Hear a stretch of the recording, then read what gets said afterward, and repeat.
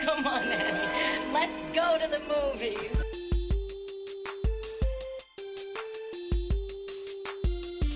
This is the Cinereelists, episode 480. My name is Kyle. And my name is James. And we're here to talk about movies, movie lists, and movie obsession for the next hour or so. James, our tripod's missing a leg this week. Oh, yes, it is. What? The podcast is a tripod, is what you're saying. Correct, And yes. Yes, okay. It took me far too long to process that. That's all right. Everyone at home is already ahead of you, so we'll wait for you. Sure, definitely. Yeah, it's just you and me. Yeah. It's a throwback to 7 months ago. Right, yeah, that July of 2020 when Zach was on paternity leave. Yeah, more than 7 months ago. Was that almost a year ago? We're Almost rounding a year. ago. Yeah. Wow. Oh, okay, so my 1 year podcast anniversary is coming up. Okay. You guys got anything planned? You know? No. Is your 1 year from when you started filling in, or was it from when we made it official? True. We're 1 year from my fill-in. Right. Okay. Yeah. All right. Well, good. Okay. You have a couple more months then to plan my official anniversary. So Right. I won't sneak up on you.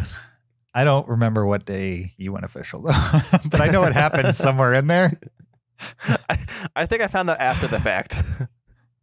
That was like not the weirdest, but it was weird. It was like Zach came back, and I was like, but I don't want Kyle to stop recording. Oh, thank you.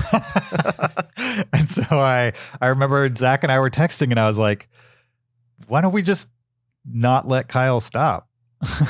Why don't we just tell him like he's not allowed to stop? He's like, what do you mean? I was like, well, we'll have 3 people. Let's invite Kyle officially. And he's like, okay. I was like, perfect. Let's do it. And luckily you said yes. So, well, I feel like I did not say no, and I'm just, I'm stuck here now. Sure. You're in a time loop now. Yeah. You gotta figure out where the hole is in order to exit it, and that might take you a while. Just jump through the hole, and then I'm free of this purgatory. Right, for sure.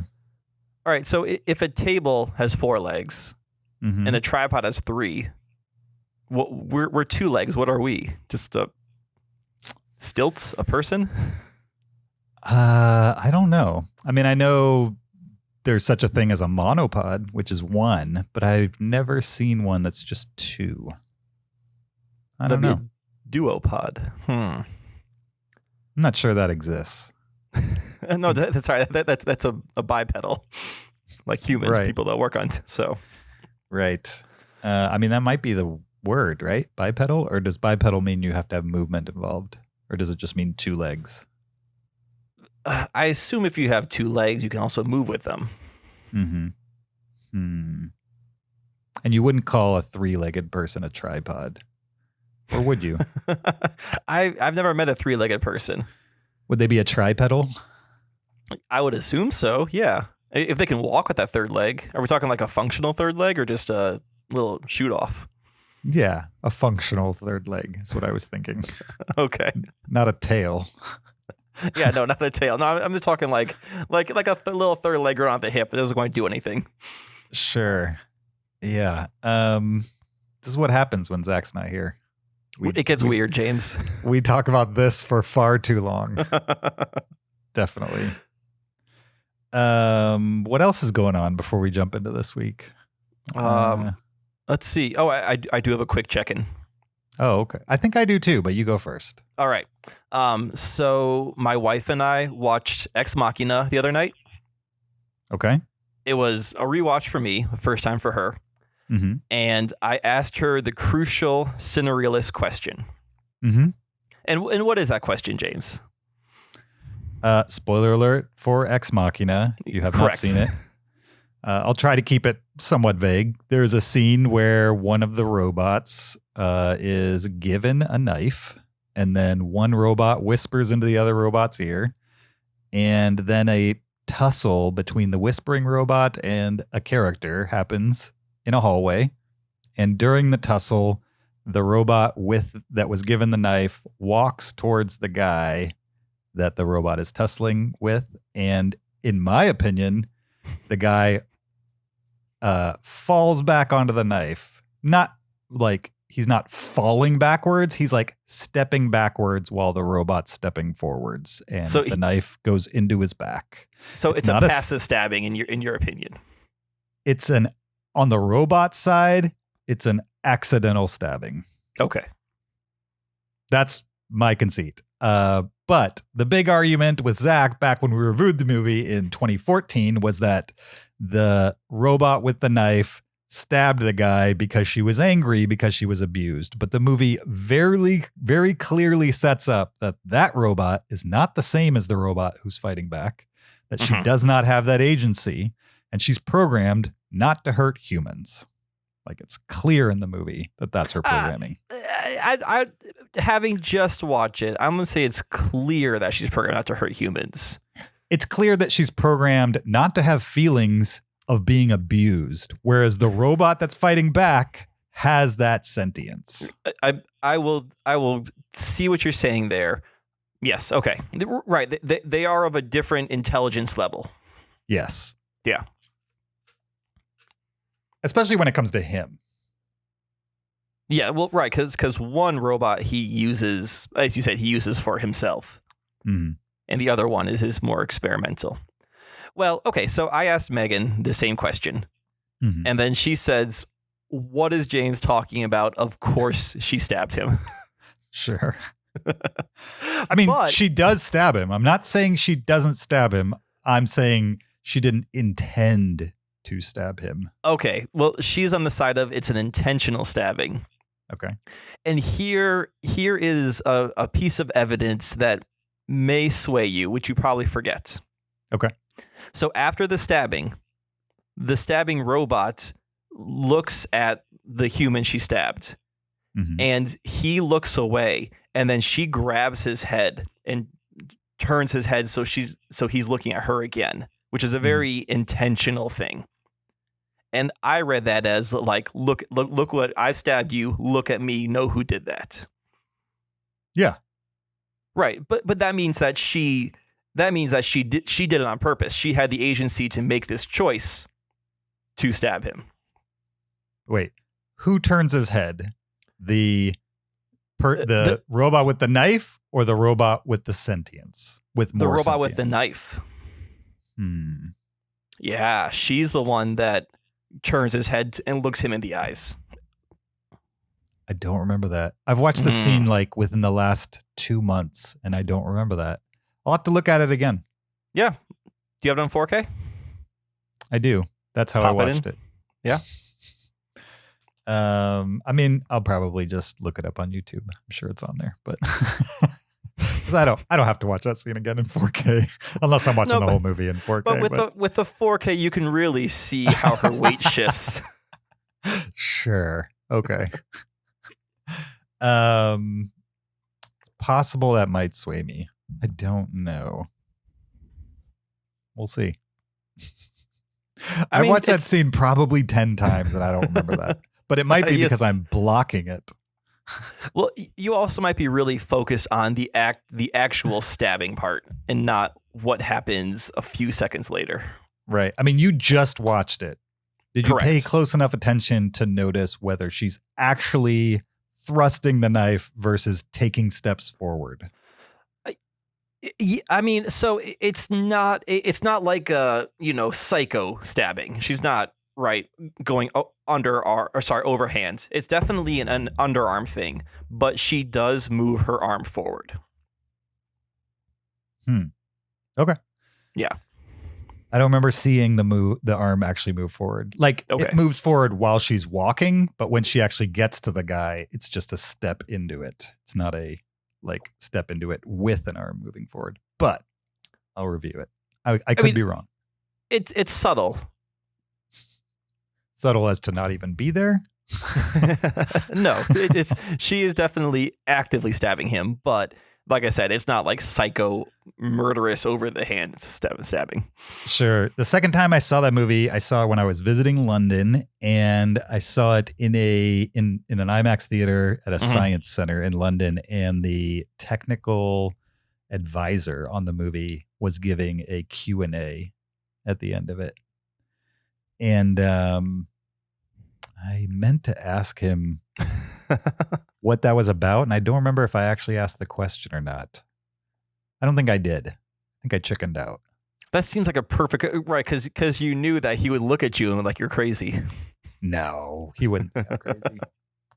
Trust me, it was a room full of nerds that were asking all kinds of silly questions. All right. That was a medium silly question compared to some of the ones I heard that night. It wasn't the least crazy. I am sure there were some very silly questions in that group.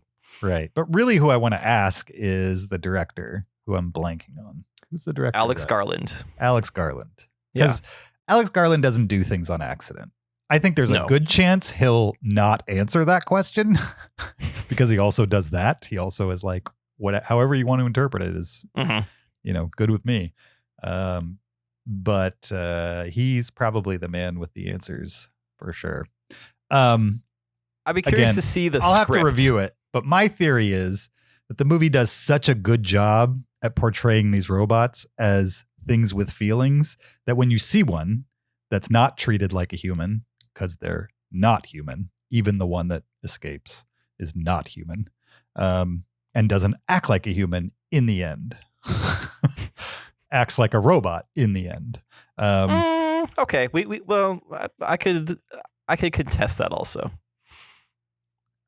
It's too spoilery, but all right. A robot would not leave the way that robot does, leave people behind the way that robot does, because that person that's being left behind did nothing. So if that robot's a psychopath, it does. If it's a robot, psychopaths can't be robots, or robots can't be psychopaths unless they're programmed that way. She doesn't see a need, so she doesn't. I think that robot doesn't see a long-term need for humans. Right. Exactly. Right. Okay, because she's not she's not human. Right. However, human emotion says when I see a robot get abused, and the movie has tricked me into feeling for these robots, that your brain says, of course that robot stabbed him. It's programming. I think so. I picked up the second time around a lot more on the gender politics of Ex Machina, and I believe that plays a part into the decision she makes at the end also. But we're really going way off base here. For sure. This is not what people click to play for, but I think it's an interesting question. Yeah, these are. Okay, my check-in, which has nothing to do with anything movies, is that I got my second vax shot on Friday. Oh, awesome. And if you're listening to this, you should absolutely get vaccinated. Don't let this story change your mind. But it sucked. I mean, I don't know how you did, but I did not do great. Which one did you have? The Moderna. Moderna, okay. Yeah. So I had Pfizer, and I really think it's individually people react differently. Like after my wife and I got our second shot 24 hours apart. I got mine first, and I felt, I say the day afterwards, like my arm was sore. I felt tired and a little out of it, but I wasn't sick. I never ran a fever. Like if the worst was that I felt kind of foggy. Like I could have maybe taken I worked the day. I could have taken the day off if I really wanted to, but I never felt sick. She had her shot, and the next day she actually took the day off because she ran a low fever. Like it knocked her out for a day. And then the next day she was totally fine. That's basically what happened to me, although I never ran a fever. Okay. But my body was yelling like I had a fever. It was strange. Like I had the chills and my nose activated like it was trying to run, but there was nothing there type of thing. And just generally felt like crap. Basically every symptom without any actual problem happening. Right. Yeah. It's like it's the weirdest feeling. I hope I never feel it again, but to feel like you should be sick even though you're not type of thing. It's a strange feeling. Well, it's that cool immune response. Like your body it's learning it. So it kind of goes into like fight mode for a day and then realizes, oh, okay, I'm okay. There's actually nothing here, but now I know. So. Right. Yeah. In that way, it's kind of a interesting science experiment. Yeah. But I will say that by Sunday morning, I was feeling much better. And by Sunday midday, I think I was back to 98% or so. Yeah. But I will say that even though after you get your first shot, you're like by percentage pretty much there. I'm so glad it's over. That second shot is key. That it's really important to get that second shot. For sure. I know I have like a week or two before I get like full potential immunity, basically. But what a relief. Yeah, if you're on the fence and you're listening to this and you have access, not everybody in the world does. You're lucky. Yeah, we are very lucky we have access here. Right. And not even like third world countries. There are first world countries that don't have access now. I imagine some of our non-US listeners are like, oh, go get it. Like, we can't. Why don't you do it? For sure. Yeah. All right. Well, Enough of that. And this is good because I'll be coming to see you in 2 weeks, and now we can hang out. Yeah, we can do whatever we want.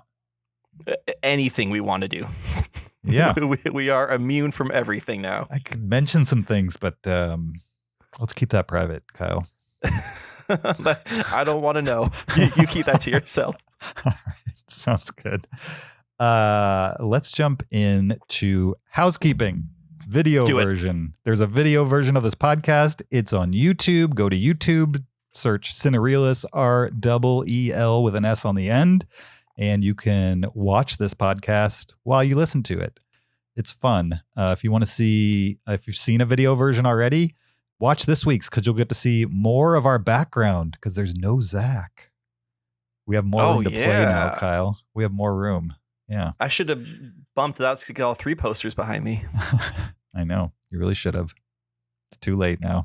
Bummer. Let's stop the whole podcast. I'll reset up and we'll start the whole thing again. Sounds good. You could also follow the podcast on Patreon at patreon.com/Cinereelists. Support the podcast, get extra after show audio as well as other Cinerealist swag.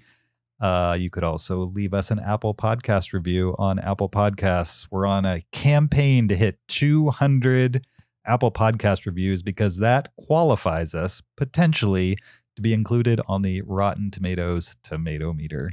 It's pretty much the only benchmark we have to meet in order to qualify for that.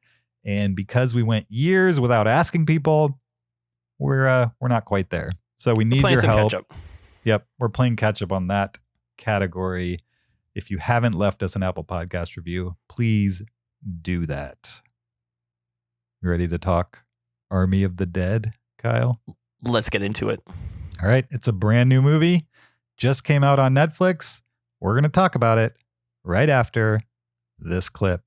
It's not every man who saves the Secretary of Defense from a horde of flesh-eating monsters, earns the Medal of Freedom, only to end up working at a burger joint. Mr. Tanaka, I'm well aware of my situation. Here's the thing. There's $200 million in the basement vault beneath the strip. $200 million the insurance company already reimbursed me for. Untaxable, untraceable. Unspendable? That's where you come in. That was Army of the Dead, a 2020 American zombie heist film. Directed by Zach Snyder, starring Dave Bautista, Ella Purnell, Omari Hardwick, Ana de la Reguera, Theo Rossi, Matthias. Not going to try that one. That was a tough one. Nora Arnazetter. Hiroyuki Sanada, Tig Notaro, Raul Castillo, Huma Qureshi, and Garrett Dillahunt.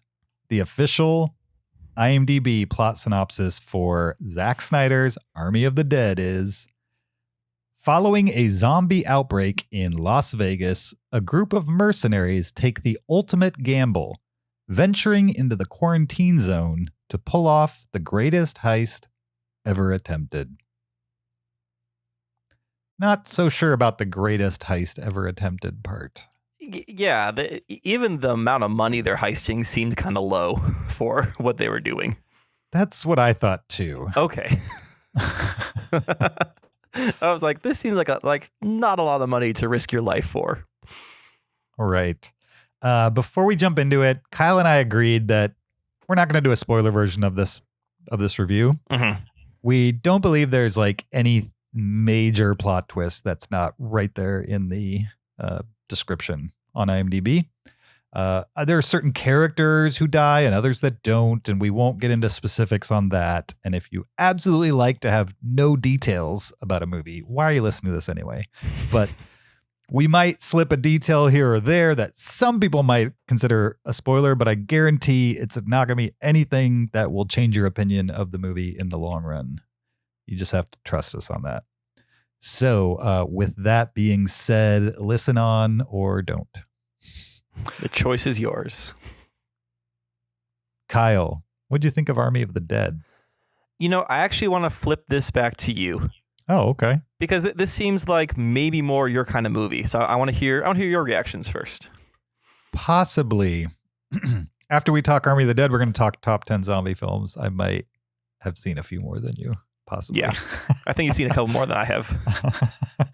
Okay, so Army of the Dead, Zack Snyder, who is a hot and cold director for me, for sure. I really enjoyed Dawn of the Dead. Like, that movie was enough back in 2004 to actually just put him on the map for me. I think it was his first theatrically released movie too. That might not be true. I don't remember. You said that was 2004? Yeah. So that was before Watchmen then, for sure. Yes, before Watchmen. I believe it goes Dawn of the Dead, 300, Watchmen. Oh, 300. I forgot about that one. Yeah. First three. So Dawn of the Dead, 300, and Watchmen are all movies that I love to enjoy. Love dash enjoy. So love Dawn of the Dead. Like quite a bit 300, and I enjoy Watchmen. I wouldn't say it's, top 500 material for me, but it's interesting to me. And so he has a decent track record as far as those three go. And then after that, it gets very muddy for me with Zack Snyder. I think I got tired of his tricks, I would say. And also he started doing a lot of DCEU movies and taking characters that never really had a shot, that have never really had a shot on screen, and just kind of like, I don't know, puppet mastering them in his own weird visualist type ways. And I was just like, I don't care about this version of all these people.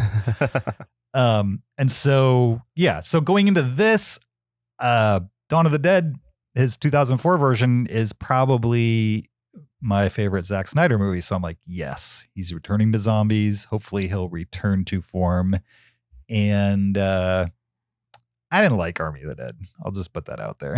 All right. Okay. Let's get it out there. I don't think, they both, Army of the Dead and Dawn of the Dead both have zombies in them, but that's about where it begins and ends. This is far more wanker Zack Snyder, wanking DCEU Zack Snyder than it is 2004 fresh-faced Zack Snyder. And that's not the Zack Snyder I prefer. There's some interesting concepts in here, but they all feel very borrowed from other better things. And even like his visual style, like I watched an interview with him this week where he talked about how there's not that much slow-mo in his movies. And I was watching this one and I was like, I'm not sure he watches his own movies. Yeah. Because this movie, when there wasn't even a need for slow-mo, was slowed down for no reason at all, I would say. Like in normal scenes with like dramatic moments where like characters for some reason are talking in voiceover and they're like slowly moving across the screen. They're not even a voiceover. They're dialoguing a story between two characters, and then they're showing you that story instead of them talking, and it's all slow-mo. And I'm like, there's so much slow-mo in this movie. And then the other visual trick that he didn't really use much in previous movies, but absolutely fell in love with in this movie and just annoyed the crap out of me from scene to scene with, is just how much shallow depth of focus is in this movie. Yep. So annoying. Like the speed ramping, the CGI blood, that type of stuff in 300 was perfect for the material and the style, the visual style of the movie, in my opinion. You might think the movie's shallow and you might not like blood and gore, and I get that. Those are reasons why you wouldn't like 300. But if you want to see those types of things presented interestingly, 300 is a good example of that. In this movie, he just kind of blurs everything except for your main subject. And even your main subject, which is normally really tight in the frame, is like the edges of the screen are so blurred that even the edges of the character on screen, which is like the only interesting thing on screen, their edges will be blurred because it's just such an extreme shallow focus on scenes where there's probably interesting things to see in the background. And you can't see any of it. I'm thinking about that scene where they have to walk through all the hibernating zombies. Mm-hmm. And right, that is shot where you are just like locked in on head and shoulders of the main character. And it could be cool to watch them walking through a sea of zombies, but a combination of the lighting and that shallow focus, you really don't see what they're doing. You just see them kind of maneuvering through blurry objects. Yeah, it was kind of interesting for about 5 minutes. And then I was like, oh, we're going to do this the whole movie, whether he needs to or not. And really towards the end, he drops it a little bit when there's more to happen on screen. You know, when he needs to have 50 zombies on the screen, he's not blurring out half of them. It does come into focus a little more, but it's really not enough of an extreme to feel like it's a story choice to go from one style to the other. It's more just like, you know, if you're going to pay for 50 zombies on screen, you're going to keep them in focus. I guess. I don't know. But I was just annoyed by some of those creative choices. And then if you're annoyed by that, the question is, can the story save it?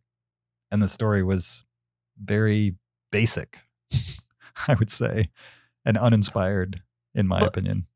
It couldn't settle on a story. Mm-hmm. Like this movie. So I guess I can jump in now. Absolutely.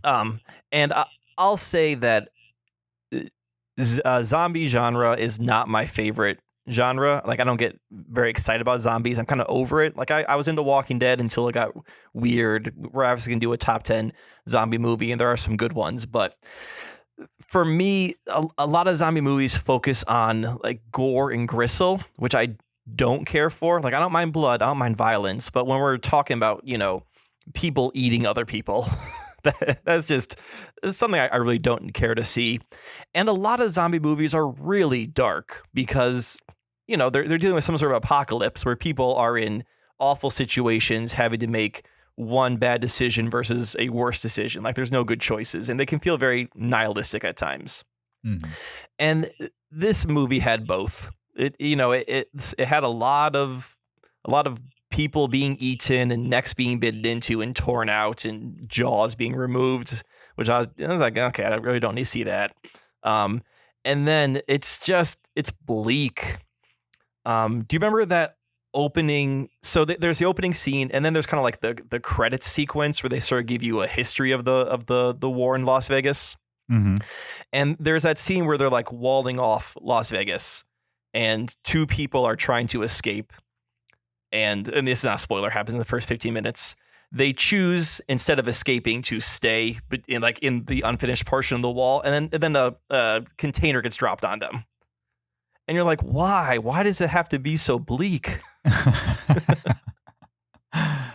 Yeah. I mean, that's definitely a zombie film thing. And so, I get it.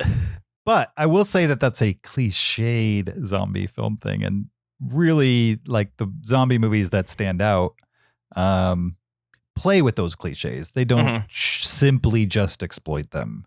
And I feel like in this movie, when it bothers to try to use some of the cliches to its benefit, it's just exploiting the cliche. It's not trying to give you a spin on it or anything like that. I think generally, if you look at Zack Snyder's output, I think it's fair to say has a nihilistic streak.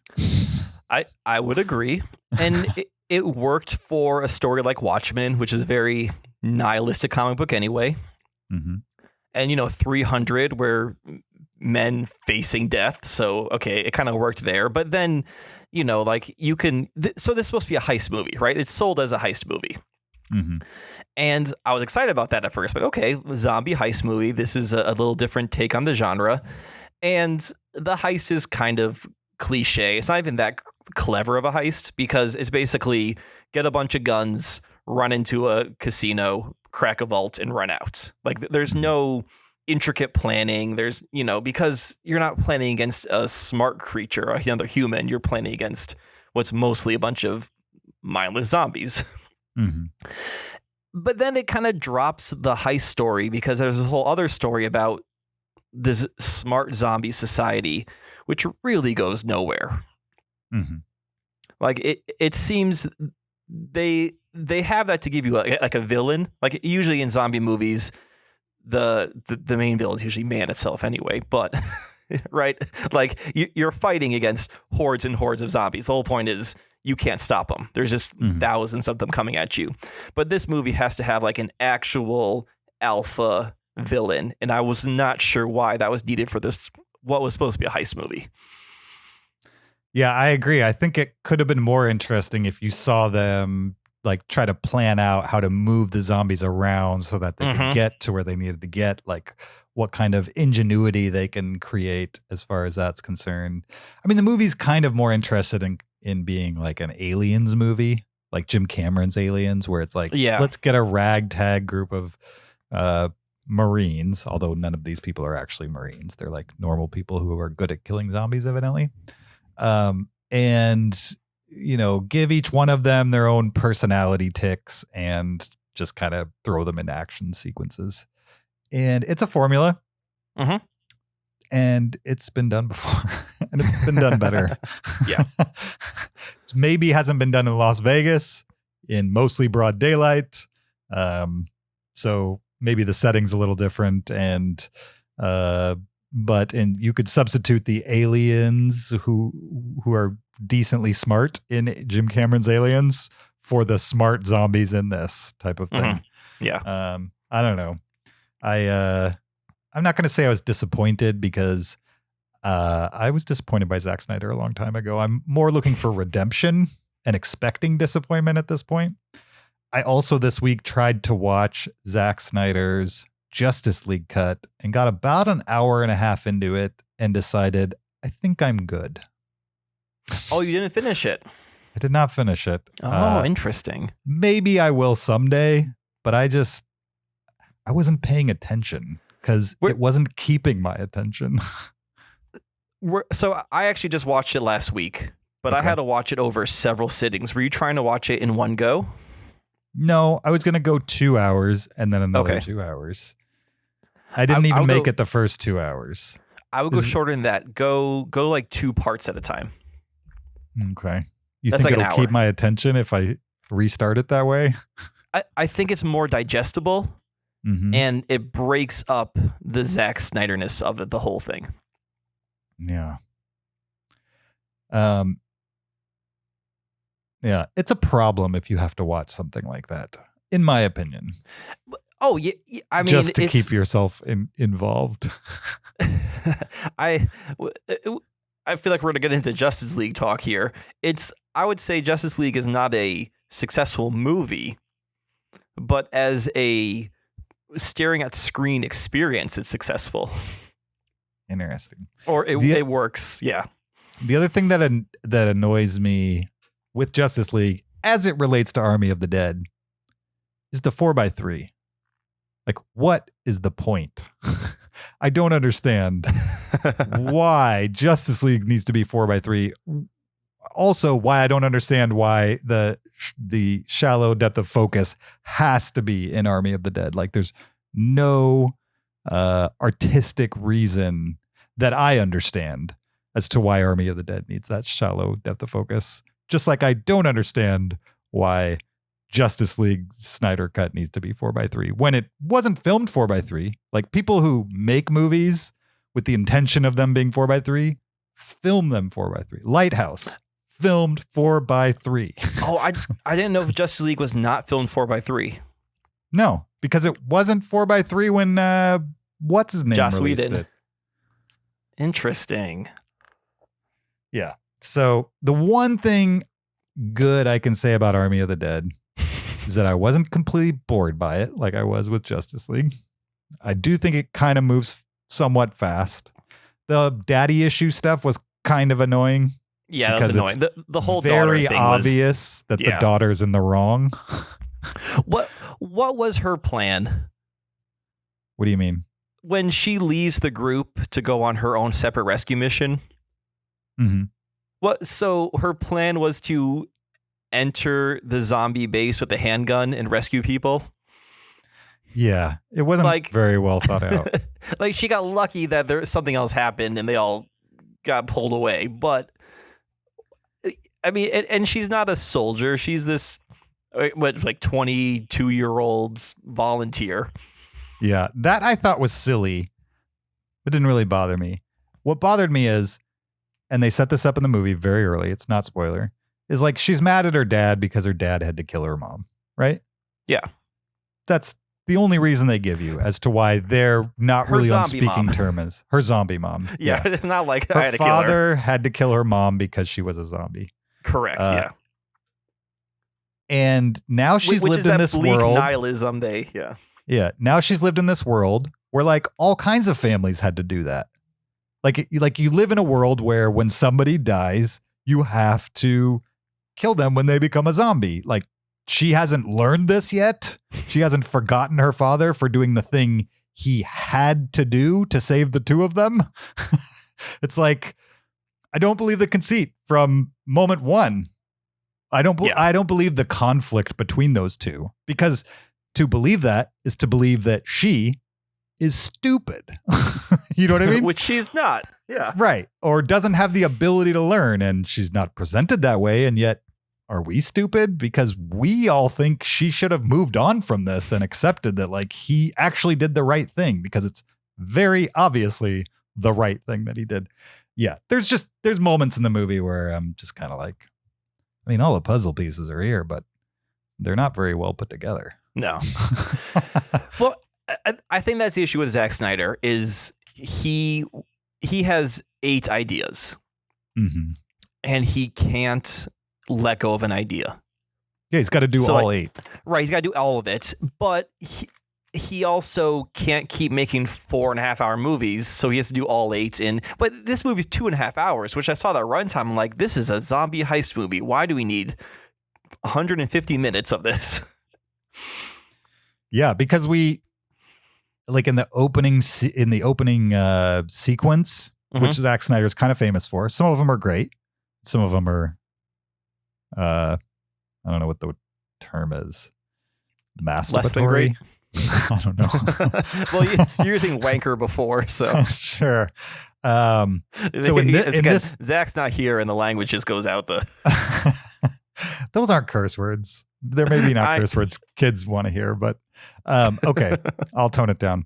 You're fine. You're fine. So in this movie, you get the standard Zack Snyder slow-mo. We've seen it in most of the DCEU movies where he's like introducing the characters and the worlds. Mm-hmm. But here's the twist in this version. We're going to cut to some of the characters standing in front of like a portrait studio, like Sears portrait studio style. And they're going to be holding photos of them in their old life for no reason whatsoever other to be like arty I understand what he's doing. He's like, oh, this person used to be a soccer mom and this person used to be a high school teacher. Okay, whatever. And now they're all super soldiers.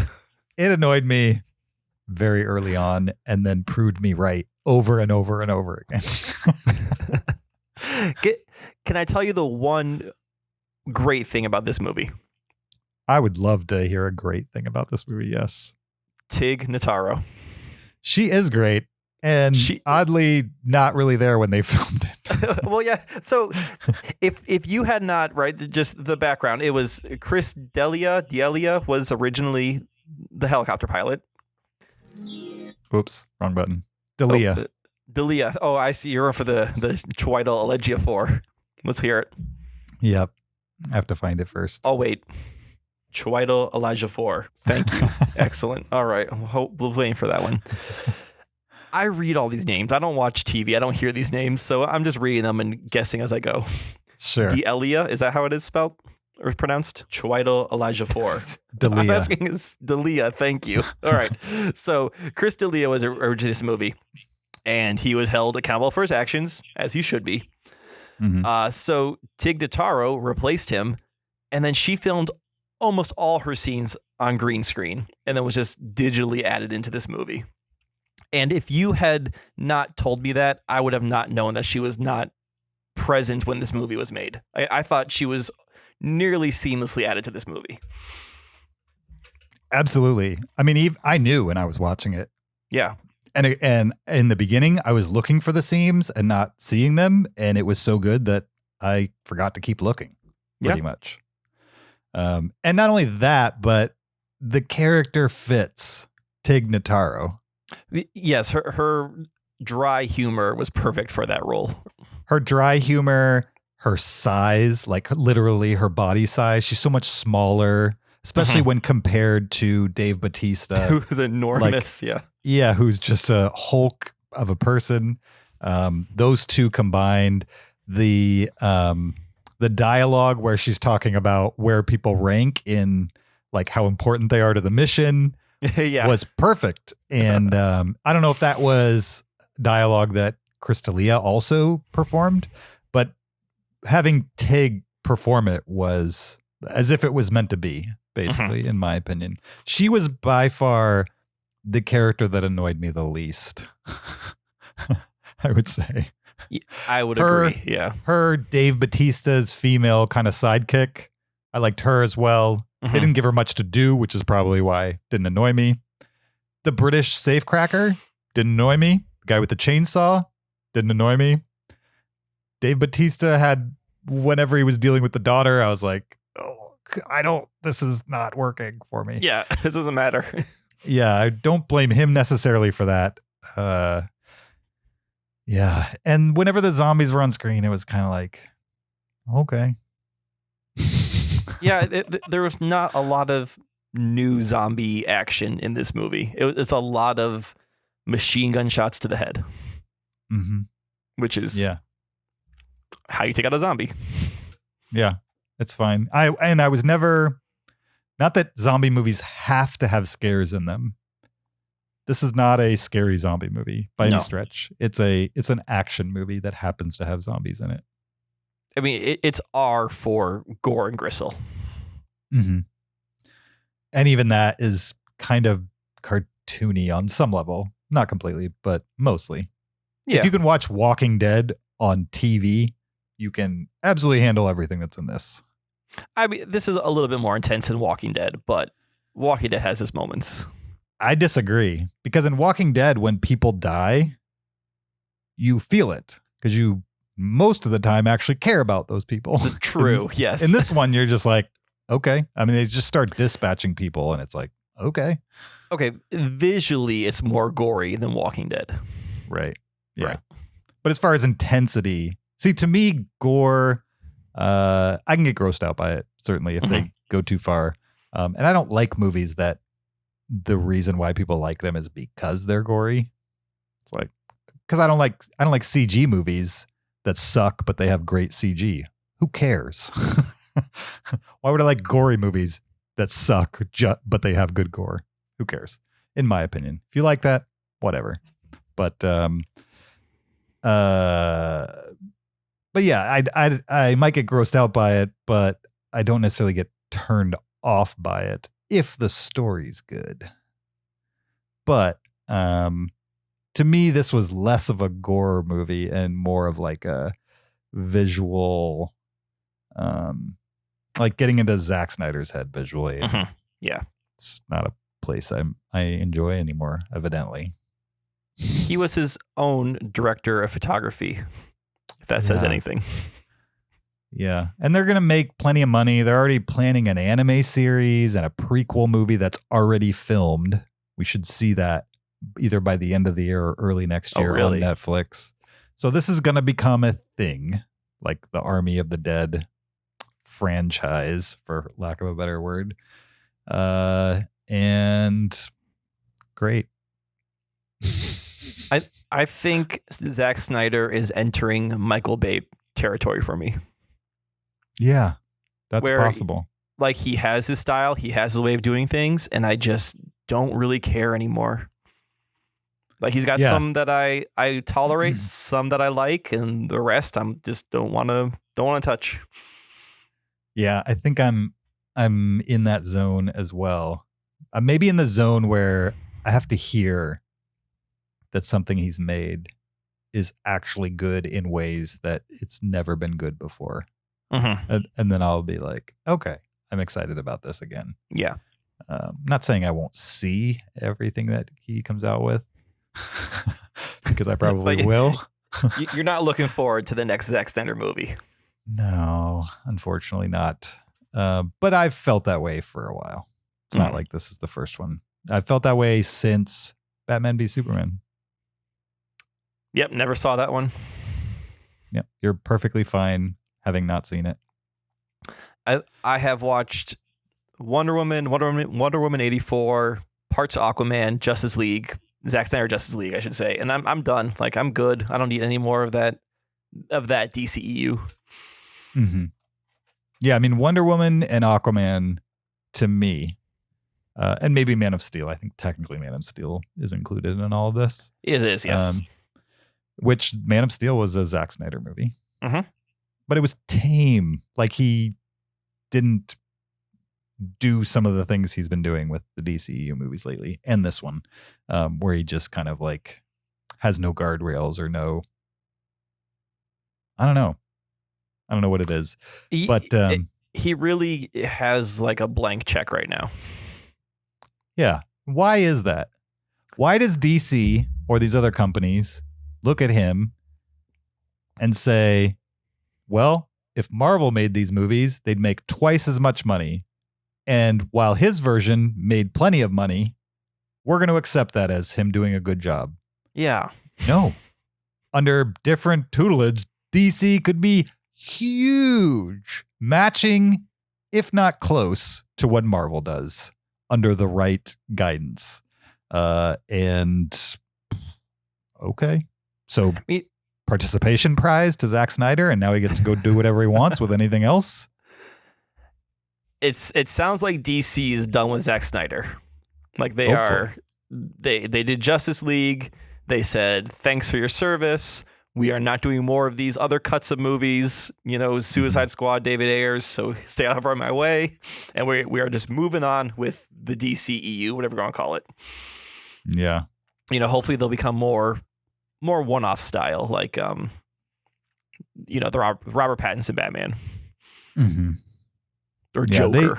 What they need is like a Kevin Feige type person who does not direct the movies. No. But has a creative vision and can hire directors who have their own thing to say, but also are team players. And then shepherd them. Like, give them each their own little franchise to run with. Which I think they kind of started doing with Aquaman and Wonder Woman and stuff like that. Not that those have been perfect examples of that, but Marvel wasn't a perfect example always either. Like the Hulk, Louis Leterrier, I think is how you say his last name. Chiwetel Ejiofor. But burn yourself there. Like, Hulk wasn't great, and so they pivoted. Yeah. They didn't even pivot. They just said, okay, no more Hulk movies. Right. We'll just put him in other things. We're firing Hulk. We're not bringing the director back, and he's just going to be a side character. All right. All right. Anyway, let's finish up Army of the Dead and talk some zombie movies. Final thoughts? Star ratings? Yeah, I would give this 2 stars. I will also give it 2 stars. All right. But I didn't like it. That's for sure. What is the chance Zach is going to watch this movie? Little. And I would probably say if he hasn't watched it by the time he listens to this, I would recommend that he doesn't watch it. Because I think he can skip it. Probably has better things to watch. And I don't particularly think it'd be a great use of his time. No. The only reason to watch this is to talk about it on a podcast where other people listen to it. That's the only reason to watch this movie, in my opinion. Zach, if you really need like a number 9 or 10 for your next last 10 top 10, here you go. I mean, he's a big Zach Snyder head. He loved the Snyder cut of Justice League. So maybe he doesn't like zombie movies, but maybe this is the one for him. But I doubt it. Yeah, I don't think so. Yeah. All right. Let's talk our top 10 zombie films of all time. This is a list that I proposed, of course, and fits in nice with the whole Army of the Dead angle. My list of the top 10 zombie films, I would say there's probably going to be some surprising things on this list and probably some unsurprising things on this list. Okay. Because the zombie genre, which is like a subgenre of the horror genre, I would say, it also has subgenres. Yeah. And so yes, it does. You got like classic zombie movies and comedy zombie movies, and you have a wide range of versions of the zombie movie. And so this is a list of my favorites, and it's also, in my opinion, a decently eclectic list of the types of zombie movies that are available to people. And so that's kind of how I approached my list. How did you approach yours? Well, I have only seen, 15 or less zombie movies. Sure. So it wasn't too hard to cut off the ones I just did not care for. Spoiler alert, not Army of Darkness. Army of the Dead. What's the movie we just watched? Army of the Dead? Mm-hmm. Okay, I forgot already. Did not make my top 10 zombie list. Sure. But yeah, I would definitely say mine is a mixture of classics and of subgenres of the genre. Okay. But I don't know if there'll be any surprises on this. I think most of these movies, I'm sure all these movies you've heard of, and most of these movies, general population has probably heard of too. Yeah, I also have some honorable mentions we should probably zoom through at the end too. Okay, yeah, I don't, but you should definitely give yours. 'Cause I would say the 10 that I picked are definitely my top 10, but I get annoyed when people are like, I don't like zombie movies. And it's like, okay, what don't you like about them? I don't like zombies. What movies have you seen? You know what I mean? Type of thing. And I think there's enough zombie movies out there that some people can say they don't like them and they'll never like them. And I get that. Like if you only like classic movies, you probably will never like zombies. If you only like romantic comedies, maybe you'll never like zombie movies. Although there are some romantic comedy zombie movies out there that are light on the gore and the horror and have a romantic element to them. So maybe you will like a zombie movie type of thing. And so in my honorable mentions, there are definitely just like a wide variety of interesting zombie movies that you might not have heard or thought about. So we'll get to that when we get to that. Let's count down top 10 zombie films, starting with number 10. Why don't you go first? Your number 10. Sure.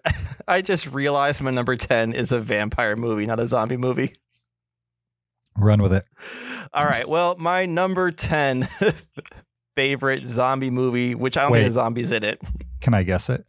Go ahead. I Am Legend? No, I considered that one. That one I caught as a vampire movie. Sure. This is From Dusk Till Dawn. Okay. Yeah. They're vampires, right? They are vampires. Yeah. Okay. Well, I screwed up already. That's fine.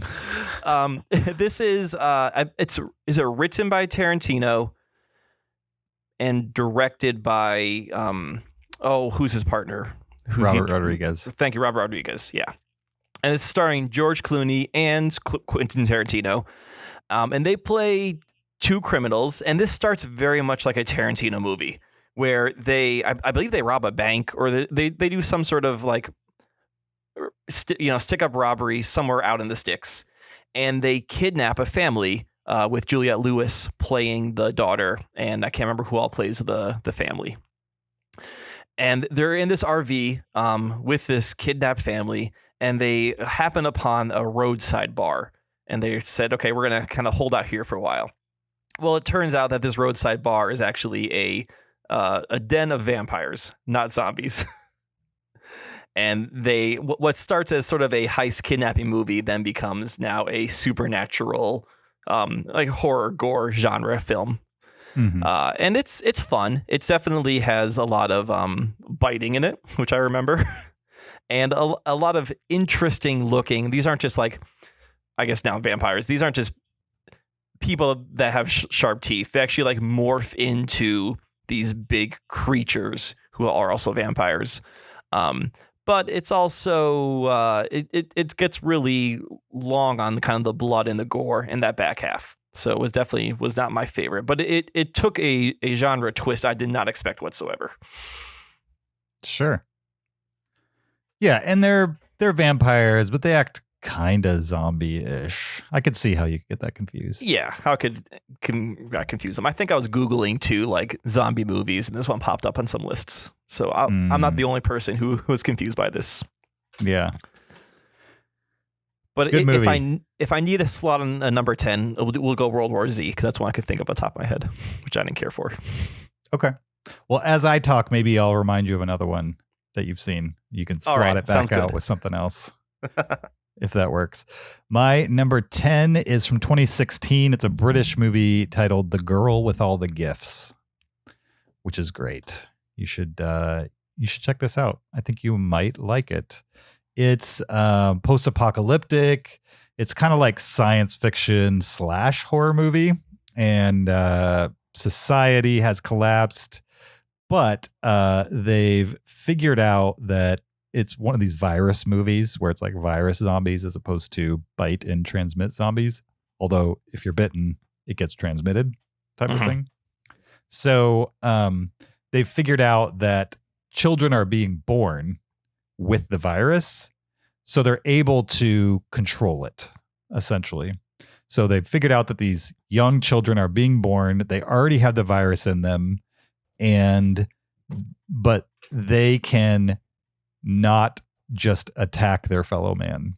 They can pull back on it, type of thing. And so movie starts and there's like a couple dozen kids in this underground bunker. They're being taught school, but they have to be strapped to these wheelchairs in order to do it, because the moment they actually feel the touch of another human, the ones that can't control it go crazy and will attack the human that touched them. And so they live like a very isolated life from each other and normal humans. And they're trying to figure out, like, how do we raise these kids so that they don't eventually become overtaken by the virus? Because once we figure that out, then we might be able to have a population that just kind of we reverse engineer the virus out of existence, type of thing. And so the titular title person, The Girl with All the Gifts, is a young girl who has this virus who shows the ability to touch a normal human and not completely turn, basically, into like a ravenous, zombie, essentially. So this girl goes on an adventure and people assist her, and it's kind of an actiony sci-fi movie that definitely has horror elements and occasionally dips into horror, but it's not a straight horror movie, and it's not slow moving zombies. It's like action running zombies. And it's good. I enjoy it quite a bit. It's pretty unique, I would say, amongst the zombie genre because your main protagonist is a child and a dangerous child. But it sounds like a hopeful zombie movie. Yeah. I don't remember exactly how it ends. Okay. So I don't remember if it's super hopeful in the end, but it's definitely a little bit of a what's that movie? With the last woman on Earth who got pregnant. Children of Men. Children of Men. Type of thing where it's like, oh, we're working towards a future, a possibly bright future type of thing, or at least a potentially not horrendous future. And so that's the goal of the movie as opposed to just survive type of thing. So The Girl with All the Gifts, my number 10. Nice. My number 9 is a Danny Boyle movie, and this is 28 Days Later. This is starring Cillian Murphy, and he plays a man in London who is in the hospital, and he's in I guess like you can call it a coma for 28 days. And when he goes into the hospital, the world is normal. And when he wakes up, the zombie apocalypse has taken over at least London. He's not quite sure. And what's kind of clever about this movie is you are experiencing the world with him, right? Like when he wakes up, you know nothing what's going on. So you're kind of learning all the rules of this new world and the zombies as he is. And I believe this is the movie that popularized fast zombies. I don't want to say it's the first time they were used, but I remember this being the first time seeing like not the slow decomposing, hulking zombies, but these ones that could like run and jump and are definitely a different kind of threat than what we're used to. It is bleak. I do remember there is a scene where they are in some sort of military refugee camp and it gets pretty dark. So definitely not my favorite thing to watch, but still an interesting take on the zombie genre. Yeah, definitely. I like that movie quite a bit. My number 9 is 28 Weeks Later, the sequel to the movie you just talked about. There you go. I prefer 28 Weeks Later to 28 Days Later, and I really like 28 Days Later. So 28 Days Later is not going to make your list. To me, that says something. It won't make my list. Certainly, Wow. It's on my honorable mentions because it's a notable zombie movie for sure. But 28 Weeks Later, I think is the better movie for me. Probably because it has more of a military angle. Like, not to bring up the Aliens comparison again, but if you know the differences between Alien and Aliens, there's a similar difference between 28 Days Later and 28 Weeks Later. Have you seen 28 Weeks Later? I have not. Okay. Is it still Danny Boyle? It's not. It's this director named Juan Carlos Fresnadillo, who had only directed one movie after this. And he's one of those directors that I saw this movie 28 Weeks Later. I'll see everything he ever makes from now on. Probably not going to make a whole lot more because he hasn't directed since 2011. But if he comes out with anything, I will watch it because 28 Weeks Later is awesome. It has all the good zombie stuff, and then it adds kind of this fast-paced zombie chase movie where they're being chased by the zombies from location to location. It's perfectly placed, perfectly paced.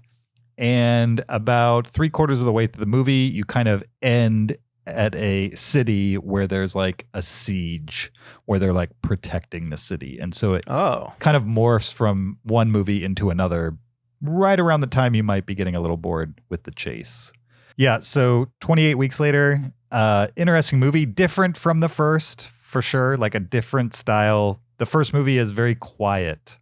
It's a weird movie because it's a quiet movie with fast zombies, right? And before that, there were a couple attempts for fast zombies, but not near as high profile as that movie. Like that was the first one that stuck, that people were like, oh, this is actually good. And the zombies are fast moving. And so that movie, the dichotomy of like slow movie, fast zombies works very well. And in 28 Weeks Later, it doesn't really attempt to do that. It's pretty well fast paced from frame one. And it runs until they can't run anymore. And now it's defend through a big battle in the last quarter of the movie. But I enjoy 28 Weeks Later. It's a good one. And if you like Aliens, it's going to slot in nice as the kind of movie that's going to give you those vibes. My number 9.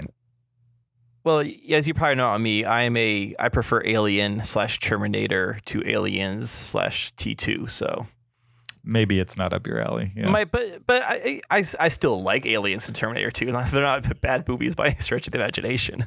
I will say that out of my top 10, number 9, 20 Weeks Later, and number 8, the one I will talk about next, those are the only two that legitimately can scare me. They can actually scare you. Like in 28 Weeks Later, it's very suspenseful because they're just running type of thing. And so it's very realistic and you get to know the characters over time. And whenever you think they're going to get a breath, something else happens and now they have to run again type of thing. Like if Walking Dead, the TV show, annoyed you because like eventually they're just walking down the street and like dispatching zombies, it's not even a big deal. That is not this movie. This movie is like, if you stop for a second in the wrong spot, you're done. And so they're constantly trying to find the right spot just to get one night's sleep type of thing. So like you feel like they're always in danger. Right. Yeah. Exactly. What's your number 9? My number 8, actually. Your number 8. Right. My number 8 is a 2012 film called Paranorman. This is a claymation film by Leica Studios. And one thing that's great about Leica is their claymation it's the best. Like you don't know you're watching claymation when you watch these movies. They did this. They also did Kubo and the Two Strings. And do they have a third one? Yeah, Coraline. Coraline, thank you. Yeah. The animation is so strong and so well done that you have to remind yourself, like, oh, these are clay puppets. They're shooting frame by frame. This is a story about a boy named Norman who lives in a Salem, Massachusetts-like town, a town that has a history of witchcraft and the macabre. And this kid can basically like talk to ghosts. He can see the ghosts and the dead around him. Kind of an odd kid. And there's a ritual the town needs to do to appease the witch of the town, I guess you could put it. And he's sort of put in charge of making sure this ritual happens. And he's guided, helped, and also scared by the town elders, who are a bunch of zombies that kind of talk to him and work with him. So that's sort of your zombie take on it. It is a kid's movie, but it definitely has some frightening scenes to it. I remember watching this with my son, who's 5, and it was a little intense for him. So there's no zombies biting people. There's obviously no gore, but there are like your zombie tropes of hands popping up through graves and they are undead. They do have like missing limbs and teeth and things like that. But it's definitely a family friendly zombie style movie. Sure. I mean, your son watches The Woman in the Window, so it's not a big deal. Yeah. I mean, he's scarred now. Since my wife won't watch The Shining with me on 4K, I guess I got to queue it up for him and just see where that goes. I think that's a great idea. Yeah. You won't be dealing with the repercussions of that for a lifetime. Sure.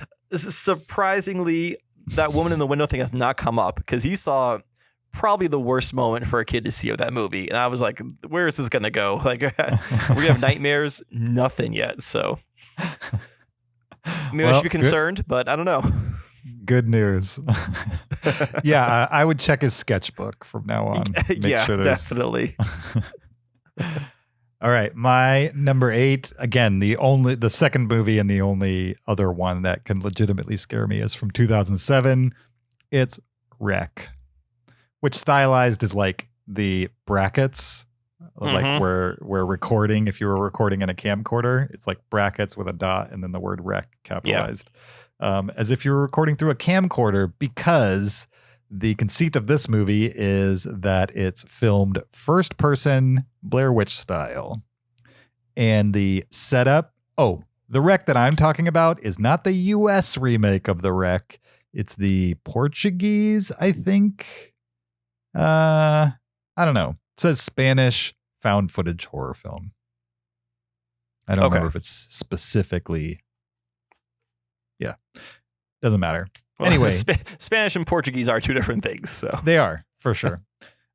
So the conceit is that there's a news reporter who is doing a profile on a firefighting unit. Okay.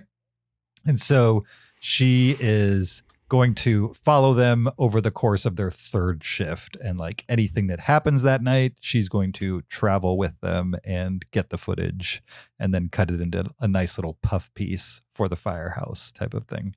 And so it's like a night with the firehouse. And so, of course, they get a call at an apartment building that's maybe 4 or 5 stories with no elevator. And they get the call that like somebody is sick or there's strange noises coming. I don't remember exactly what, but so the firefighters show up and some of them go up the stairs and craziness starts happening up there, and it's all captured from the perspective of the cameraman. And so in the beginning, she starts reporting on it like it's an actual incident that like you would be a reporter reporting on something. And she doesn't fully understand what's happening is that there's a zombie upstairs that's slowly dispatching the firefighters that you can't actually see because she's on the bottom level. And this is happening several stories up. And so, as you can imagine, at some point, she starts to comprehend what's going on and tries to run from it, and things keep her in the building. And before long, the outside world finds out what's happening because they go live, and they quarantine the building. And so she essentially has to exist in the building. And it's great. And if Blair Witch scared you, like if the first person from Blair Witch scared you, this is going to scare you for sure. I mean, it's pretty awesomely brutal in that category. Like if you're just looking for scares per second, there's not much scarier than like creeping down a dark hallway in the basement of an old apartment complex and like having a zombie just jump out of nowhere and scare the crap out of you.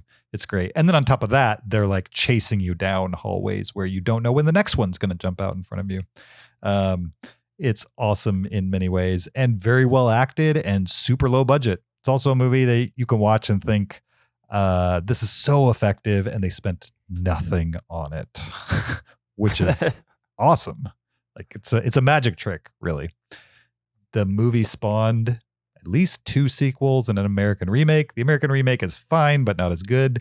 And the 2 sequels, the second one is good, and the third one is very different and good in its own ways. It's still found footage, but it takes place at a wedding instead of like Wreck 2 is basically just a remake of Wreck, just different building and a little more of like the bigger story of the government, like quarantining buildings. But the original Wreck is a classic, in my opinion. Like if you want to explore the zombie genre, don't watch any of the other found footage zombie movies. Just watch this one. If you love this, then go find the other ones. But this is the shining pearl of that subgenre. My number 8. It sounds terrifying, and I'm glad you like it. And I'm not going to see this. It's great. I'm going to pass, but I'm glad you like it. It sounds like it's a good scare. My number 7 is a 1992 film directed by Sam Raimi. This is the third in a trilogy, and it's Army of Darkness. I guess you can call it the third of the Evil Dead movies. In this movie, our Ash, played by Bruce Campbell, gets accidentally transported back to the Dark Ages and has to battle a horde of zombies from a castle while protecting a village. And these movies are fun, at least this one and the second one, which may come up a little bit later on my list too. Bruce Campbell is great as Ash. He has this, I don't know, this cocky confidence with satire mixed into it, or he's very satirical. He's funny. These movies are funny. They got good, I think, like kind of jump pop out scares. Like you're never going to be legitimately scared, but there are times when things just like pop out of corners that kind of get you going. And Sam Raimi finds this right level of camp. Like by 1992, these movies don't have to be campy, but he kind of realizes that if I keep them campy, it works within the genre. And it definitely works within Army of Darkness.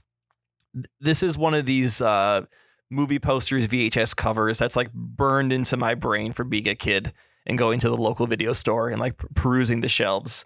You know, him shirtless with the chainsaw. It was a movie where, as a kid, I'm like, I'm not allowed to watch that, but I'm intrigued by what that is. Mm-hmm. Sure.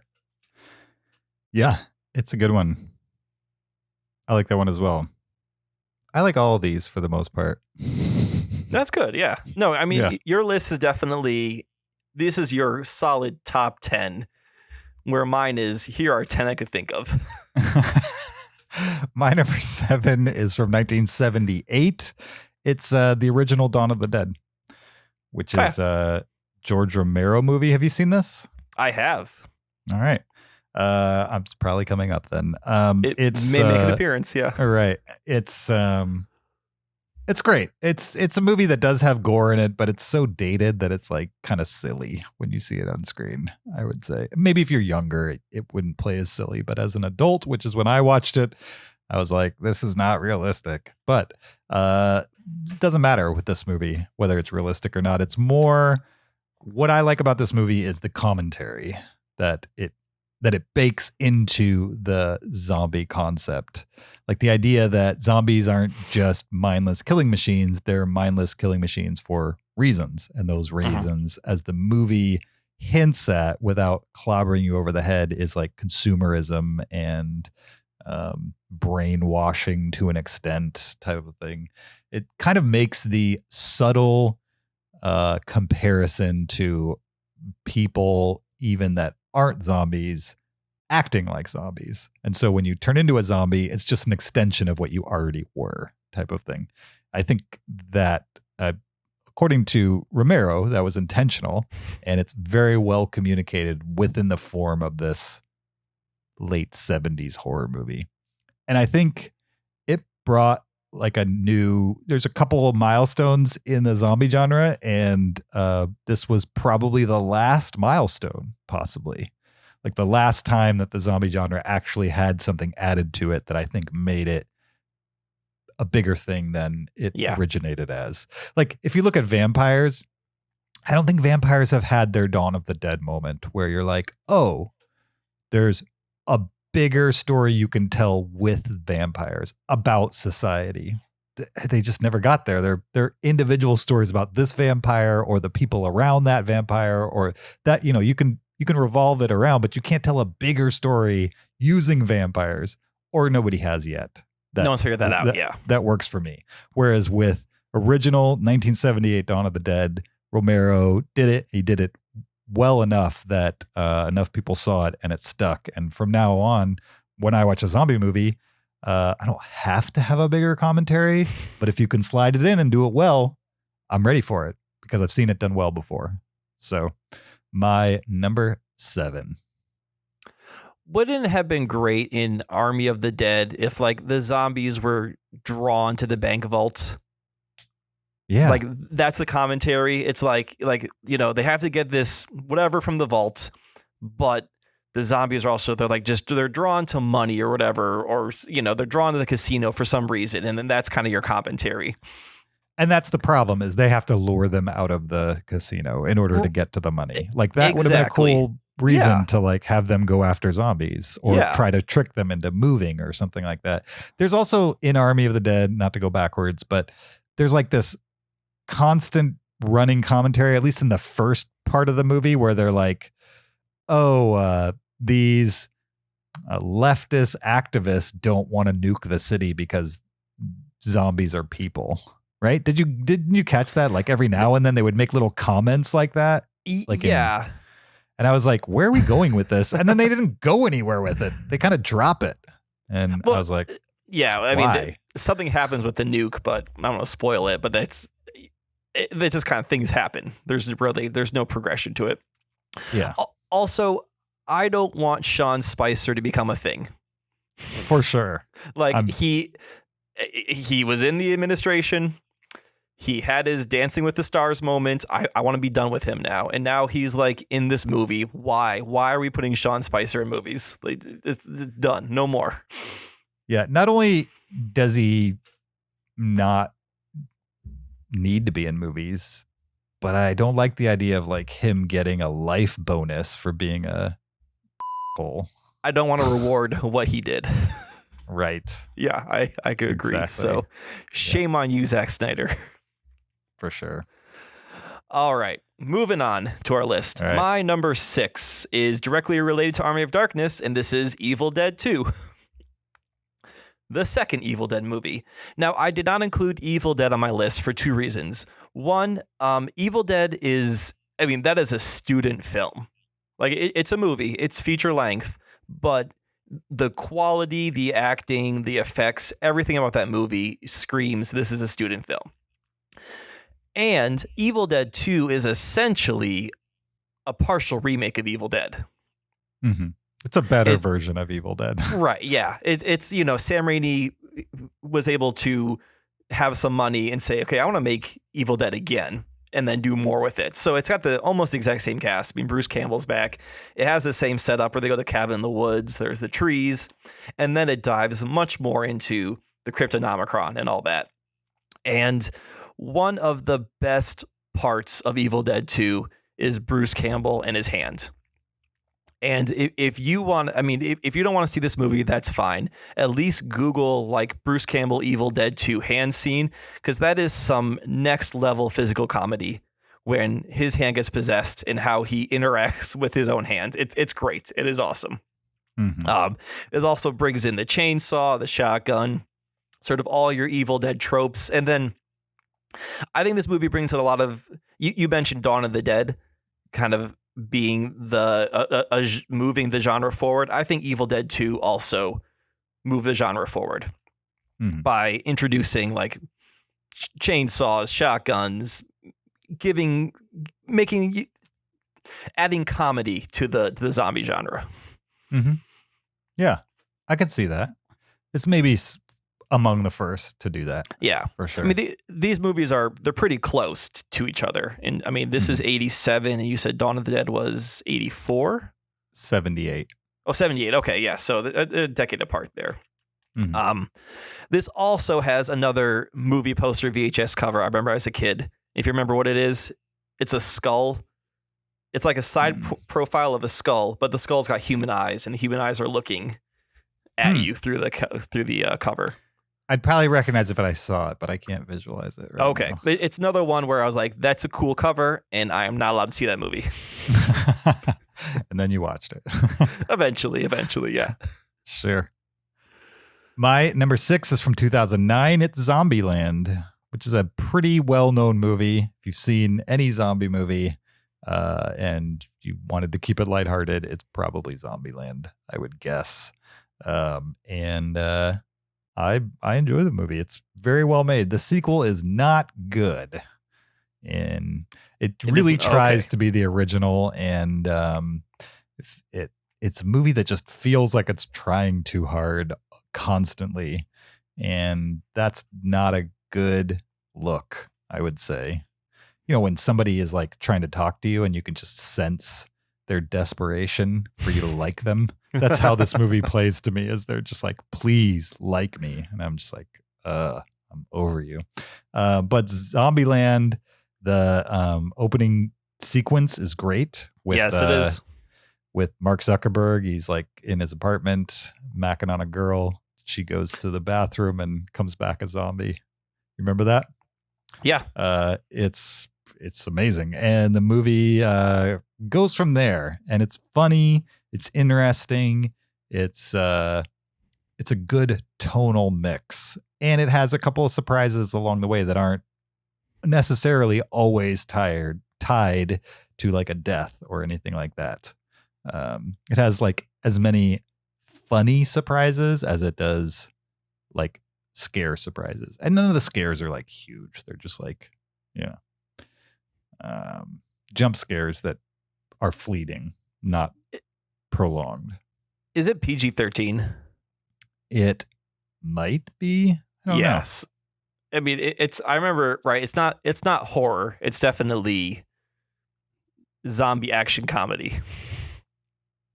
Yeah. Yep. I would say that. If it's an R, it's a light R. Yeah, compared to something like Wreck, I would definitely say. Yeah, you're right. It's a light R. It is R. It is R. Okay. But light R. According to Common Sense Media, it is R, but even on this website where they, rate movies for parents, even on here they're saying that it didn't deserve its R rating, which is not something they say. I don't think I've ever seen a review where they're like, yes, this is actually overrated, like rated too harshly. Yeah, yeah. That's what they're doing here. I don't know, maybe they try to sneak in too many F-bombs or something. That's basically what it says, is that it's language, but if you're worried about extended violence, you could go 14 and up, according to them. Yeah, I would let my hypothetical 14-year-old watch it. Mm-hmm. All right. My number 5 is a South Korean film from 2016. This is Train to Busan. And this is it is a zombie virus movie where a man is on a train in South Korea. He is going home to Busan to see his family, and the zombie virus outbreaks happens. And this whole movie is told from pretty much from the point of view of him on the train, where he and a team of survivors have to move from car to car as they first realize what's happening and then try and learn how to survive and, make it home to his family. And I mean, this is a pretty clever take on the zombie genre. If you always want to do something new, be like, oh, it's with zombies, but now we're on a blank. This case, it's a train. I do think this movie suffers when they do leave the train. I don't know if you've seen this or not. I have. Okay. But at least for the first 2/3, it is a pretty tight zombie thriller because you are in this incredibly closed space. Have you seen Peninsula yet? I heard that was bad. It's not great, but it's a sequel to that. Okay. The zombie you're fine genre. not watching it. Okay. Like, because zombie genre is not my thing, I'm not going to seek out these movies. Mm-hmm.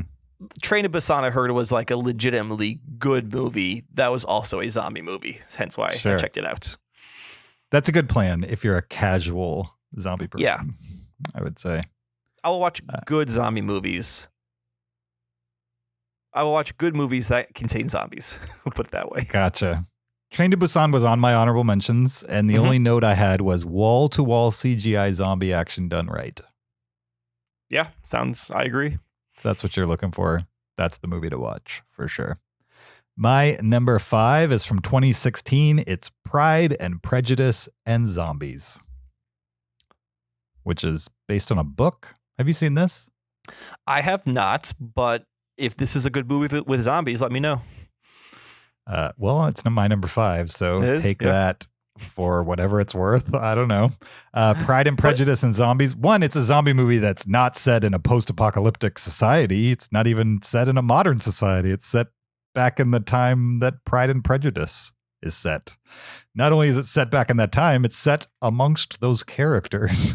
And so if you've seen the Pride and Prejudice movies, you will recognize the story that's also weaved into a zombie tale. And I found that to be an interesting concept. It's based on a book. Well, Pride and Prejudice is a book. And then there was another book written called Pride, Prejudice, and Zombies. And then they adapted that for the movie. And so it's a spin on classic literature with a zombie spin.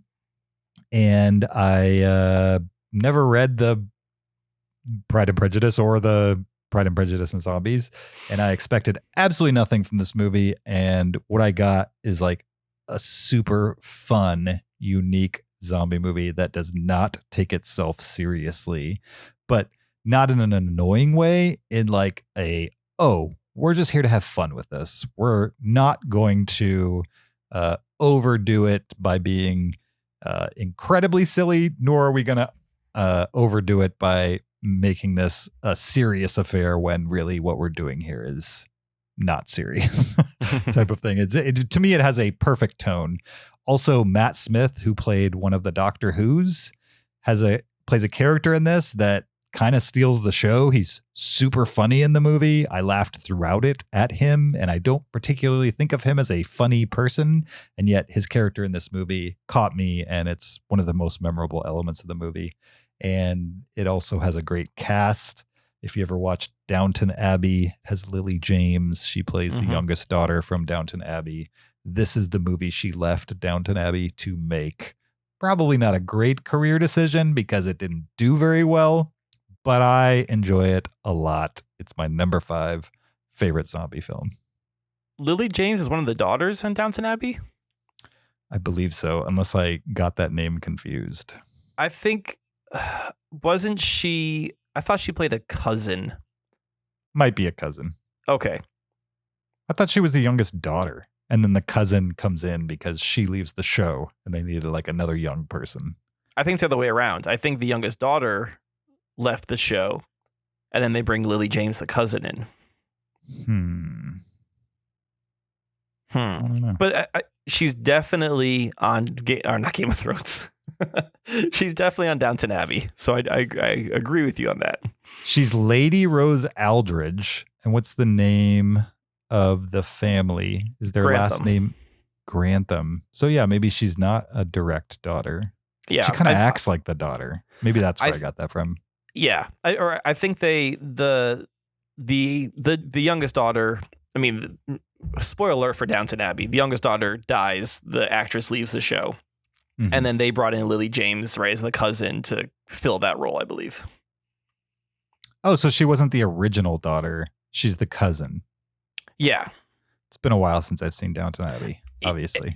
And that was, I'm pretty sure she came in once kind of Downton Abbey started doing the nosedive anyway, when they started just killing everybody off. Gotcha. So, yeah. All right.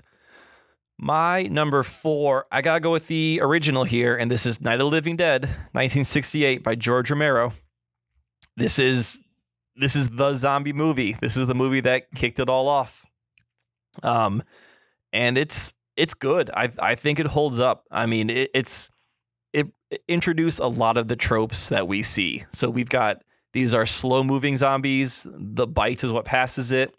You eventually end up with a group of strangers in a house where they're both trying to defend themselves and also trying to protect themselves from each other because, people do become infected. There is strong social commentary in this movie. I think it's very purposeful that he cast the main character as a African-American actor. And it also has some of the bleakness that we see from the genre. So Night of the Living Dead set the table, and improvements have been made, but this really is the blueprint for your zombie movies. Definitely. It's not going to make my list, but it's definitely on my honorable mentions.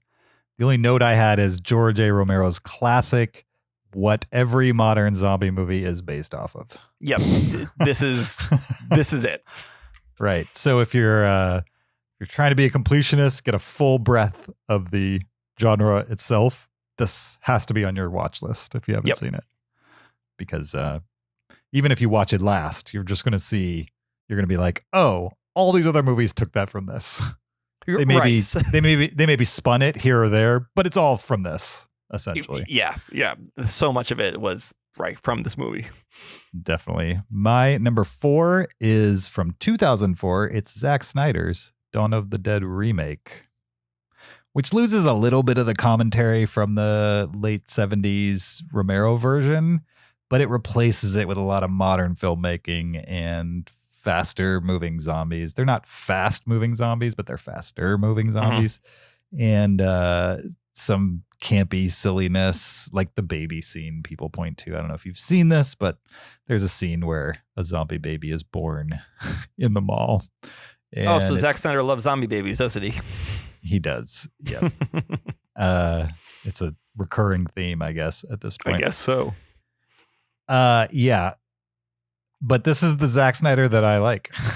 It's the Zack Snyder who is still a visualist, but also has some amount of self-control and is not just like doing whatever he wants. It feels like it's somebody who's like, oh, I'm going to make a movie that makes sense and people might enjoy. I'm not just going to make something I want to make. I'm going to make something that a lot of people are going to want to watch.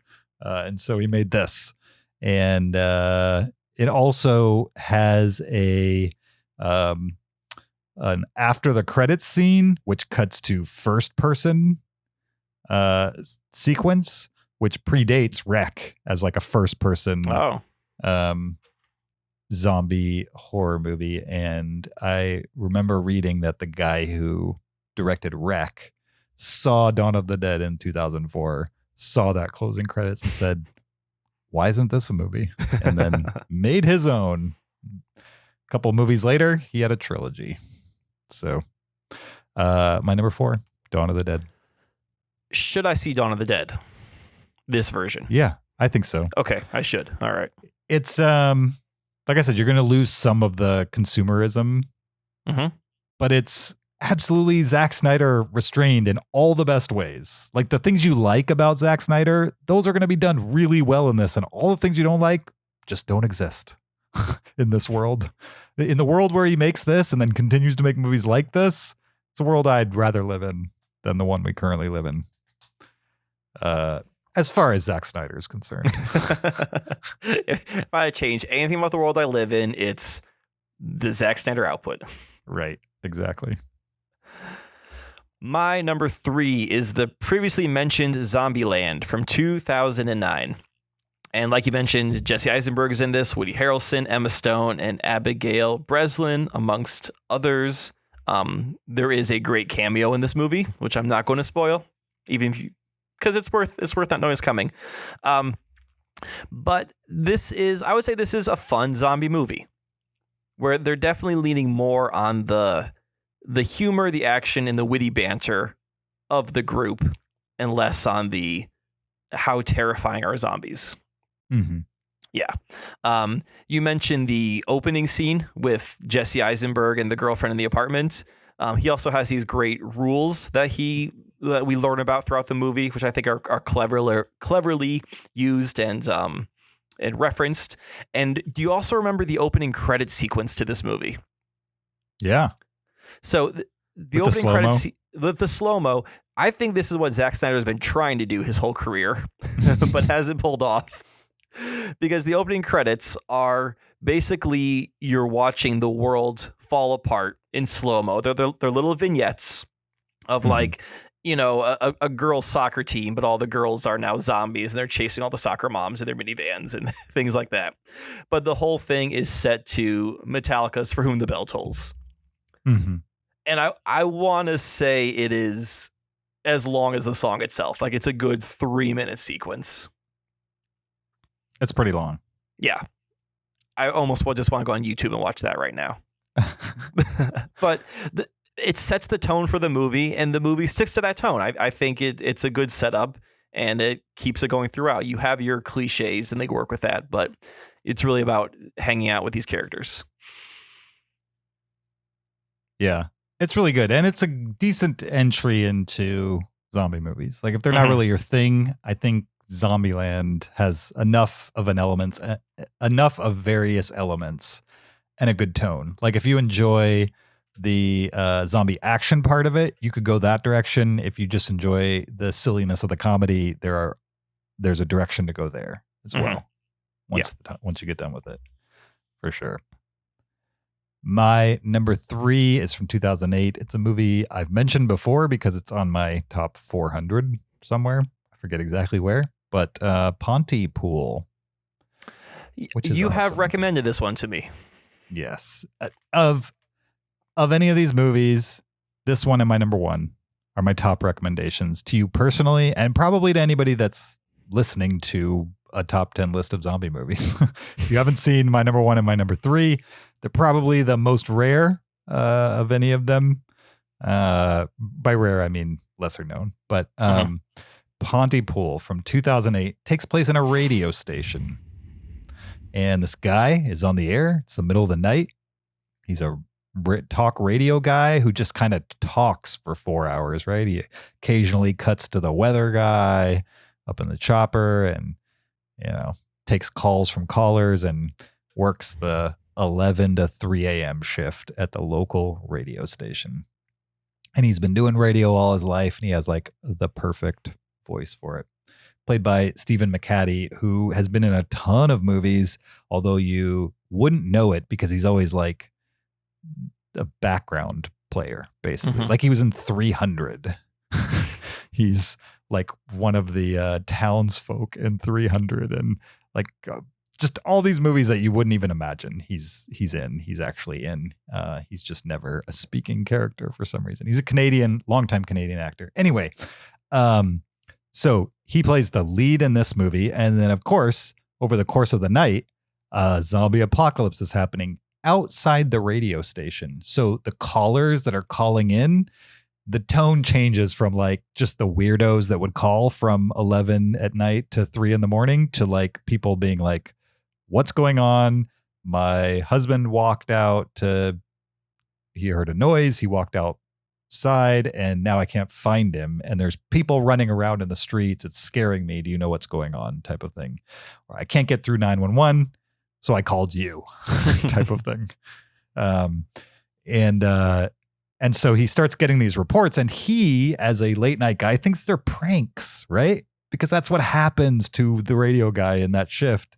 And so, over the course of the movie, as you can assume, he begins to start to believe people because this is just too real type of thing. And then the movie goes from there. It's a movie that never leaves the radio station. The radio station is small. It's not a big place where they're being chased around by zombies. It does have some gore in it, but nothing excessive. It's really a small character piece about this guy and his producer and kind of him taking phone calls from this booth most of the night and having kind of your, what's the sci-fi movie where it was like a radio play? War of the Worlds. It's kind of like War of the Worlds where you're not actually seeing the stuff, but there's so much auditory interestingness going on outside of the walls that you can imagine that it feels like a much bigger budget movie than it actually is. And it also has an interesting spin on what zombies are that I won't spoil, but I think that has merit as well. As far as like their spin on it is kind of a commentary on people of the media, and I'll leave it at there. And it's good, especially like after what we lived through in like 2016 and on. Yeah, like the idea of the power of messaging or power of media, power of the voice on the radio. I don't think I think that was baked in 2008, but it's even more relevant today. The power of ideas. So my number 3. I think it's a hidden gem that anybody who likes thrillers can watch. Even if you don't like gory zombie movies, you can watch Pontypool. It is definitely on my watch list, and I definitely want to see it. If I had remembered it was a zombie movie, I maybe would have even watched it for this episode, but another time. Yeah. Yep. My number 2 is a 2004 movie, and this is Shaun of the Dead, directed by Edgar Wright, starring Simon Pegg and Nick Frost and other people. I would say, I mean, Bill Nye is in it. There's a lot of people in this movie. Right. I would say if you were to ask someone who's seen this movie who is not a zombie fan what their favorite zombie movie is, it's probably Shaun of the Dead. This is the most accessible zombie movie because you have Edgar Wright with Simon Pegg and Nick Frost doing their whole shtick within the world of a zombie movie. So it's funny, it's clever.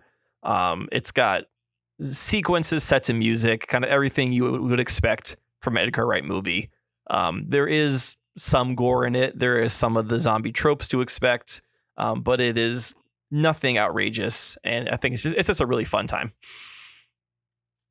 Yeah. And I'll let the cat out of the bag. It's my number 2 as well. I agree. Perfect. Yeah. With all of those things. I don't really have much to add. Yeah.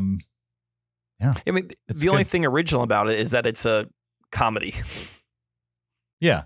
It's a comedy, and it's not a parody. It has parody elements to it, but they're so well placed and integrated into what people like about zombie movies that none of it, the joke isn't that zombie movies are silly. I don't know what the version of the joke is that they're telling, but it's not that. It's not Naked Gun. You know what I mean? It's not like, let's take Police and make them as silly as we possibly can, and that's the joke. That's not what they're doing here, and it works very well without doing that. It's like, it's two friends who they don't realize they're in a movie, but they're like, oh, this situation is just like a movie, and they react to it like, how would a movie character react to this? Right? Mm-hmm. It's I don't want to say it's meta, but it's a little self-aware. Oh yeah. I would agree with that. Yeah. For sure. What's your number 1? Well, before we get to my number 1, I thought I'd slide in my number 10. Okay. Because since I had a vampire movie in there. Sure. And since I screwed up already, I'm going to go off book here and actually choose a TV miniseries, which I know we've talked about. Do we include TV on this podcast or not? All right. And I'm just going to say, because I messed up, I'm going to include it right now. And this is a British miniseries from the mid-2000s called Dead Set. Have you seen this? Oh, yeah. Love Dead Set. You're right. I've seen it a couple times. It's great. It's the zombie outbreak happens, but we're seeing it through the view of contestants on Big Brother, right? The TV show. And if you're not familiar with Big Brother, it's like one of the first reality shows. It's basically a group of young adults are locked in an apartment together, no communication with the outside world, and are filmed 24/7 for a period of time. So these people have no idea the zombie outbreak is happening in the outside world because they are literally cut off from the entire world. And over the course of the series, it's only 4 or 5 episodes, they slowly realize, oh my goodness, society is collapsing, the zombie outbreak is here, and how do we deal with that? And it's great. It's gory, but not too gory. It's dark, which I kind of expect from it, but it's clever enough of having this, I guess you can kind of similar to like Pontypool setting of locking him into a single location. Yeah. Another thing I love about Dead Set is it's written by Charlie Brooker, who created Black Mirror. What's that show? Black Mirror. I forgot that. Yeah. Yeah. So it has a Black Mirror vibe to it, like a zombie version of Black Mirror.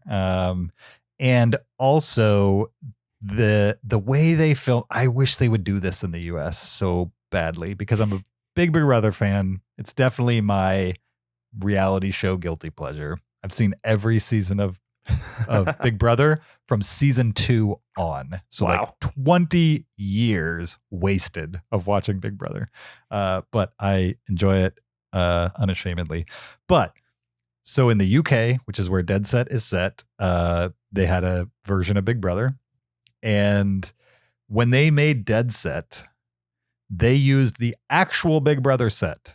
Really? They filmed it in the actual Big Brother set. And the host in Dead Set is the host on the actual Big Brother.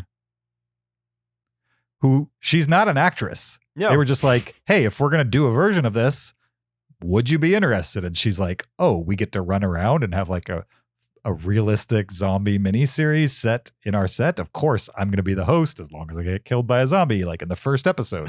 Spoiler alert. And so that's what they do with her, which is crazy because the idea that they would do that to Julie Chen, who's married to Les Moonves here in the US. Yeah. You know what I mean? way. Like that would be absolutely shocking if they got Julie Chen to do something like that here in the US. It'd be shocking if they just got the Big Brother set in the US to be able to do that.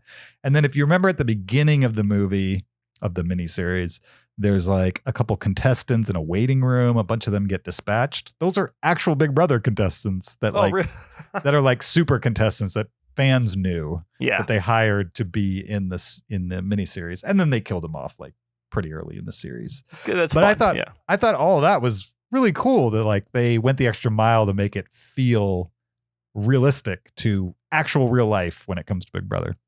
Anyway, I hope they do that someday in the US. They never will. They haven't by now. But no, but I wish that's really cool. I wish I had known more about that they use so much of actual Big Brother and some in jokes to create that series.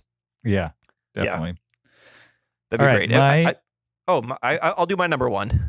Oh, right. You haven't done it. And then, you did your number 10. I did my number 10. My number one is from 1978. This is the aforementioned Dawn of the Dead by George Romero. This is his only a second zombie movie, correct? He didn't do one between Night of the Living Dead and Dawn of the Dead? Yes, it's his second zombie movie. Correct. Okay. All right. So you hit on a lot of good points on this. It takes place in a mall. There's definitely a theme of consumerism. It also introduced the idea of creative zombie weapons, because you have this ragtag group of strangers who get together to fight off the zombies, and they have to use whatever they can find. So I believe there is a gun store. They do find guns, but they also have to use sporting goods and other mall paraphernalia to defeat the zombies. So there's a little bit of fun aspect to it. Mm-hmm. It definitely influenced, what's a video game where you're stuck in a mall with zombies and you have to like build? It was like a big Xbox 360 game, that era. I know what you're talking about with the photographer that runs around the mall. Exactly. Yeah. I mean, that video game was obviously like, hey, how much fun would it be to be in a mall full of zombies? Mm-hmm. Yeah. And what I actually like about this movie are the visual effects, because it is low budget 1978 effects where they're trying to get, how do you get kind of that zombie gore? So it doesn't feel too visceral because you can kind of see through it, but it's fun to see the creativity of like, how do we make someone's guts falling out? How do you make someone look decapitated? Doing all the stuff pre-CGI. Not to go back to Army of the Dead, but there's like just so much CGI blood that it loses it. There's something fun about seeing someone actually creating an actual effect. It feels more enjoyable to me. It's easier to forgive it when it's not perfect. Right. Because they're using like chicken guts and egg yolks or something. Yeah, and it's the Uncanny Valley thing. The closer you get to real, the more it's obvious that it's not. And so when it's a little clunky because it's old, because it wasn't perfect, you didn't expect it to be. So you can forgive it and move on.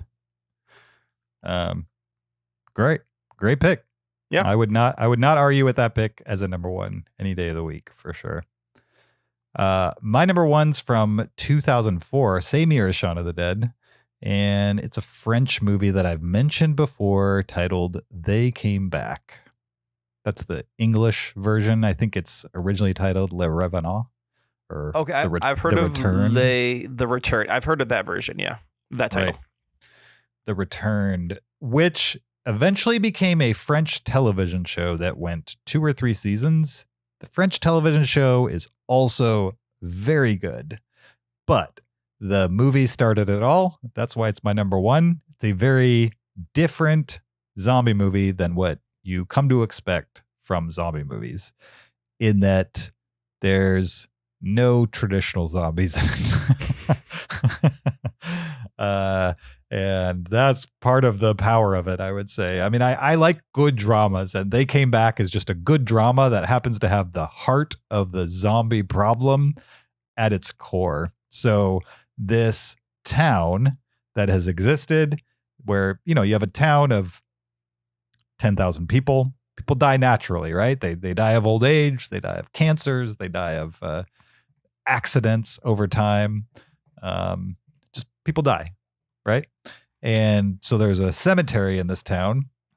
And one day the sun rises and everybody that was in the town cemetery just gets up out of the grave and walks out. And they are technically zombies because they were dead and they're not alive now. Like even when doctors examine them, they're like, they're not alive, but they're obviously not dead. They're undead type of thing, but they're not decomposing. Like they have a slightly different skin complexion than what normal living people have.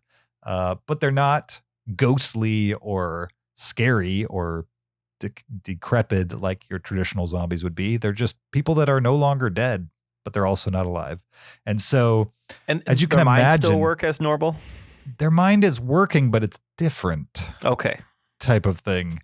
And like a lot of them have lost the more extremes of their personality, good and bad type of thing. And as you can imagine, the people who were left behind, the people, meaning the alive people, some are very excited about this happening.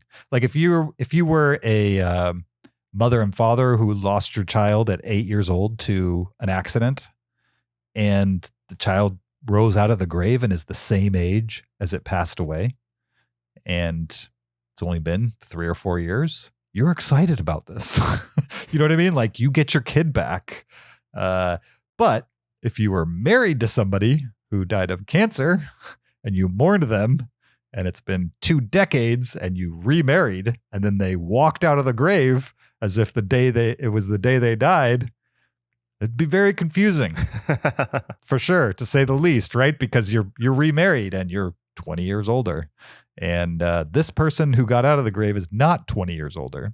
They're also not like a ravenous brain-eating zombie. They're like somewhat what they were before, but not quite there type of thing.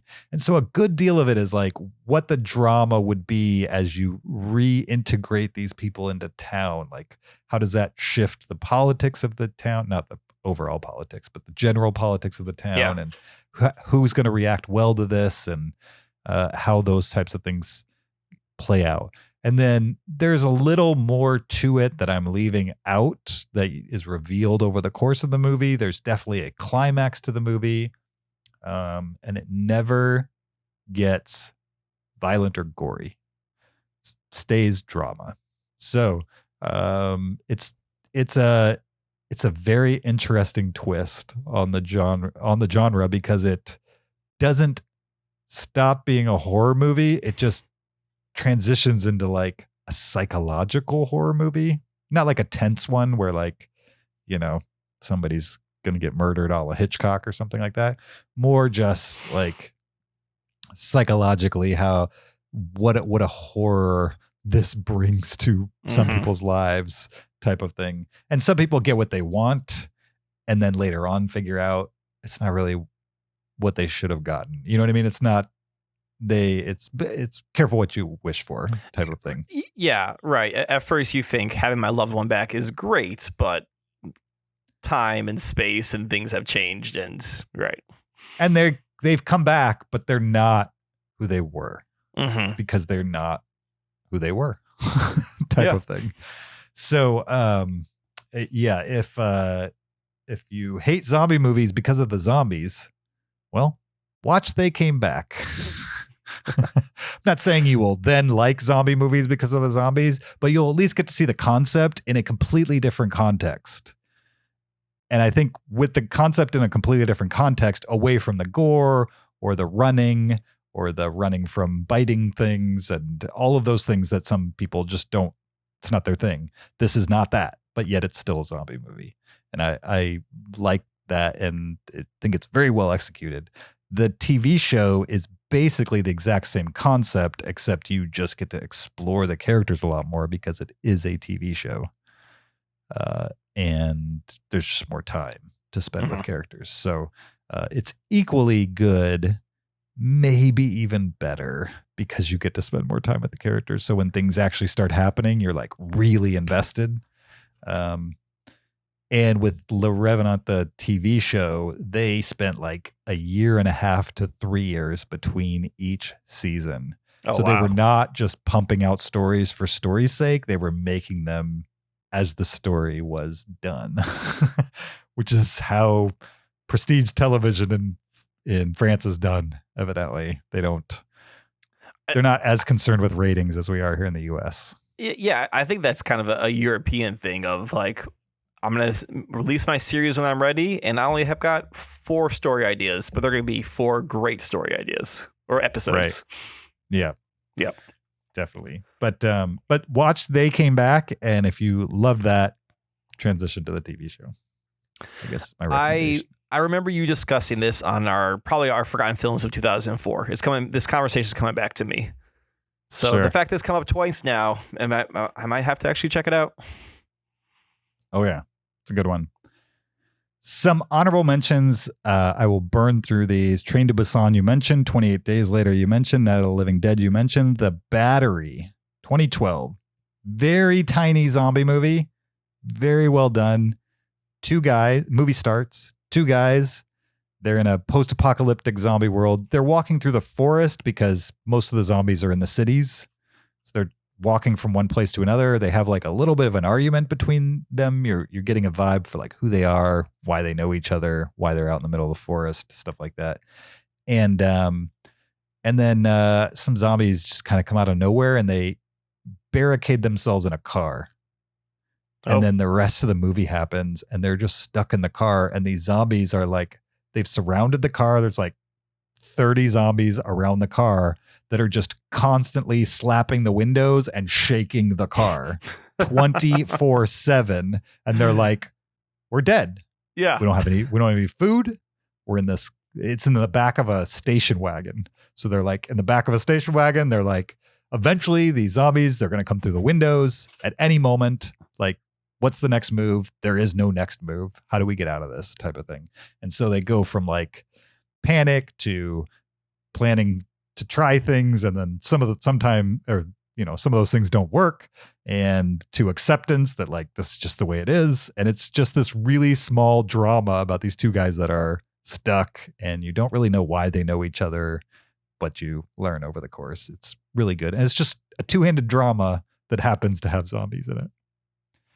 So The Battery, One Cut of the Dead. It's a meta zombie movie. I think I've talked about that on the podcast. Yep, it's on my watch list. Super gory, but silly. Cemetery Man, 1994. Italian movie in Italian. It's about a what do you call him? Grave digger in a cemetery.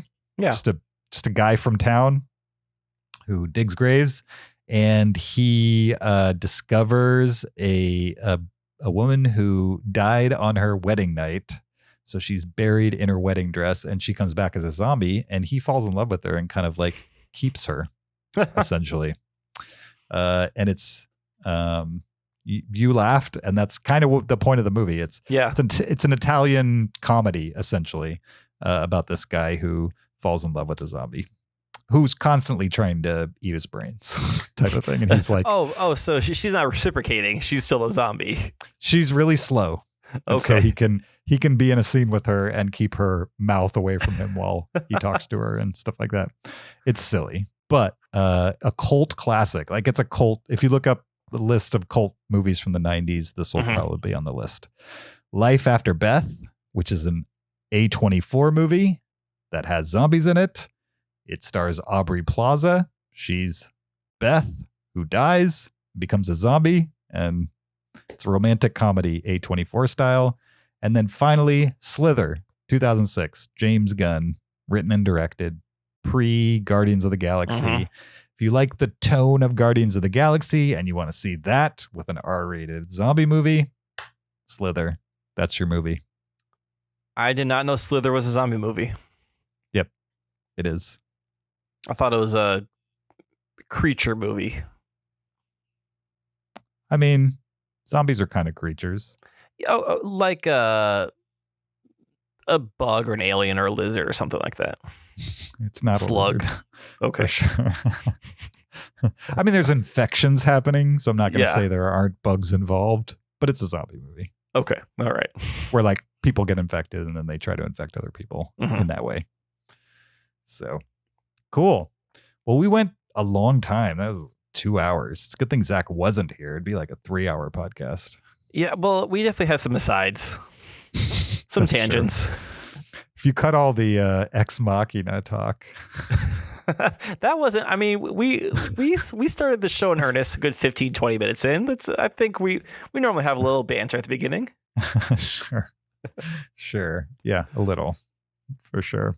People can skip ahead. There's that little 30 seconds ahead button right there if you don't want to listen to it. I agree. I'm sure they skipped it. Well, thank you for listening to this episode 480 of the Cinereelists podcast. We appreciate your listenership. Don't forget, you can always send us an email to heyguys@cinereelists.com, REEL with an S on the end. Leave a comment, a question, a list suggestion, a movie suggestion, any of those kinds of things we accept via email and we'll probably discuss on the show. Don't forget, you can subscribe to us on YouTube at the Cinereelists YouTube account. Watch the podcast while you listen to it.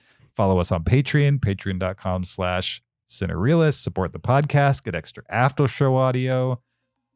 If you don't want to do that, you can support us by simply leaving an Apple Podcast review. Help us get to that magic number of 200. You could also, a lot of things to do here, but final thing you could do is just follow us on social media, Twitter, Instagram, or Facebook at Cinereelists, or you could follow my personal Twitter or Letterboxd account at YoJRB. You can find me on Letterboxd at PeterSKB. And you can follow Zach on Letterboxd or Twitter at Shaubin. We didn't really talk about what we're doing next week. I don't know what we're doing next week. Well, I'm not here next week. It's a you and Zach show next week. That's right. It's a me and Zach show. Mm-hmm. I wonder if we're going to record that live in the same room. It's been over a year since we've done that. Yeah. But we could. You two could. Yep. Interesting. And you're coming to Orlando. Are we allowed to say that? Yeah, we can say that. Yeah. I mean, yeah, it's not like illegal to fly or anything.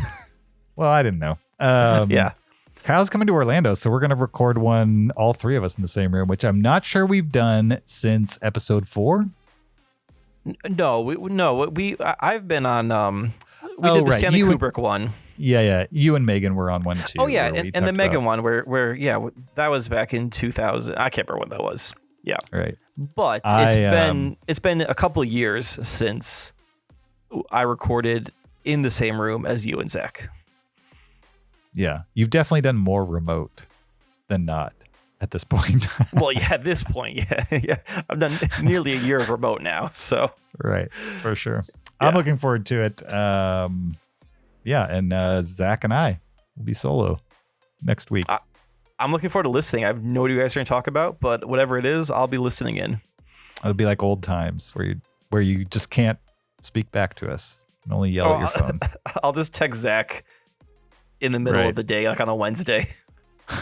and all they'll say is like, Anya Taylor-Joy. No context. And he'll know what you're talking about. It'll be like, oh yeah, that's her name. Okay. Awesome. All right. We will see you guys next week. Until then, keep it Cinereal.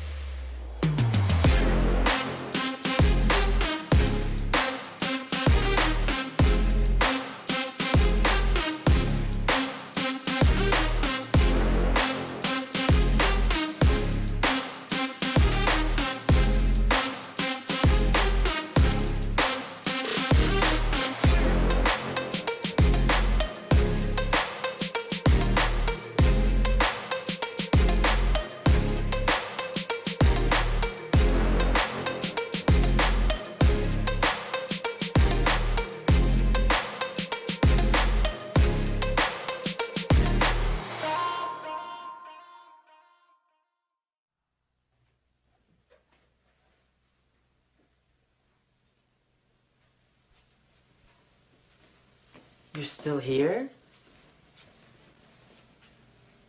It's over. Go home. Go.